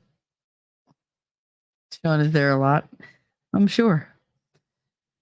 All right, so guys, I am done. I'm done for the day. I love you very much. Let me see if I could do a couple. Let's see, because Lady Awesome loves it. Because I'm good enough, I'm smart enough, and doggone it, people like me. That's the short one. God damn it. I deserve good things. I am entitled to my share of happiness. I refuse to beat myself up. I am an attractive person. I am fun to be with. Because I'm good enough, I'm smart enough, and doggone it, people like me. Fucking winning. Baby steps? It means setting small, reasonable goals for yourself, one day at a time. One tiny step at a time. Baby steps. For instance, when you leave this office, don't think about everything you have to do in order to get out of the building, just think of what you must do to get out of this room. And when you get to the hall, deal with that hall, and so forth. You see? Baby steps. Baby steps. Oh, boy. Baby steps. Baby steps. Baby steps through the office. Baby steps out the door. It works. It works. Anyway, so that's it for today. Thank you very much for joining me again tonight, 7 p.m. Jessica and Shizzy, 8 p.m. Winning, and then tomorrow night, Winning, and then Friday morning, me, and we'll see where we go from there.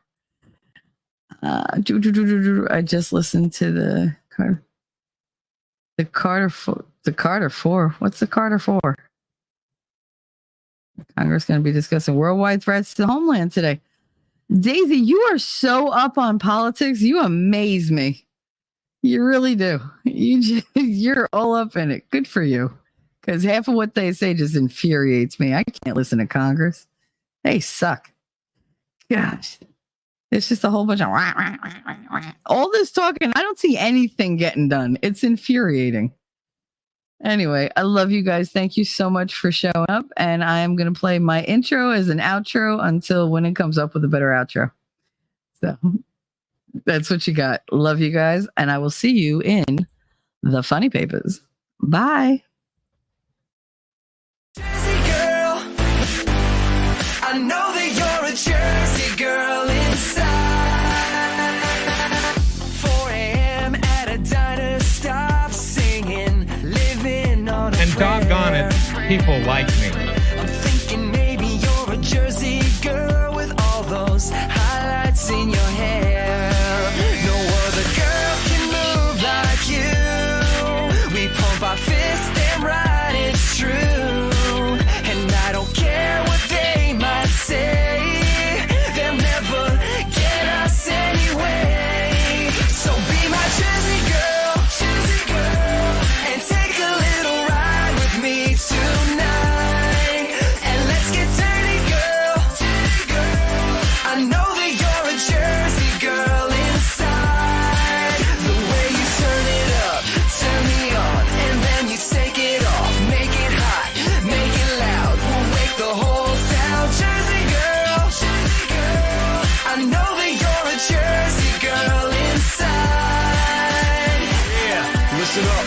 Let me tell you about a girl from Jersey. She was looking so fine with her hips so curvy. I wanna over down and see side lights and a boardwalk fight at the end of the night. Hey, hold up, got a situation, got condensation from the girl's gyration. She's hot like the girl next door with a tig gold bitties that I can't ignore. Who the fuck starts a conversation like that? I just sat down. I'd be a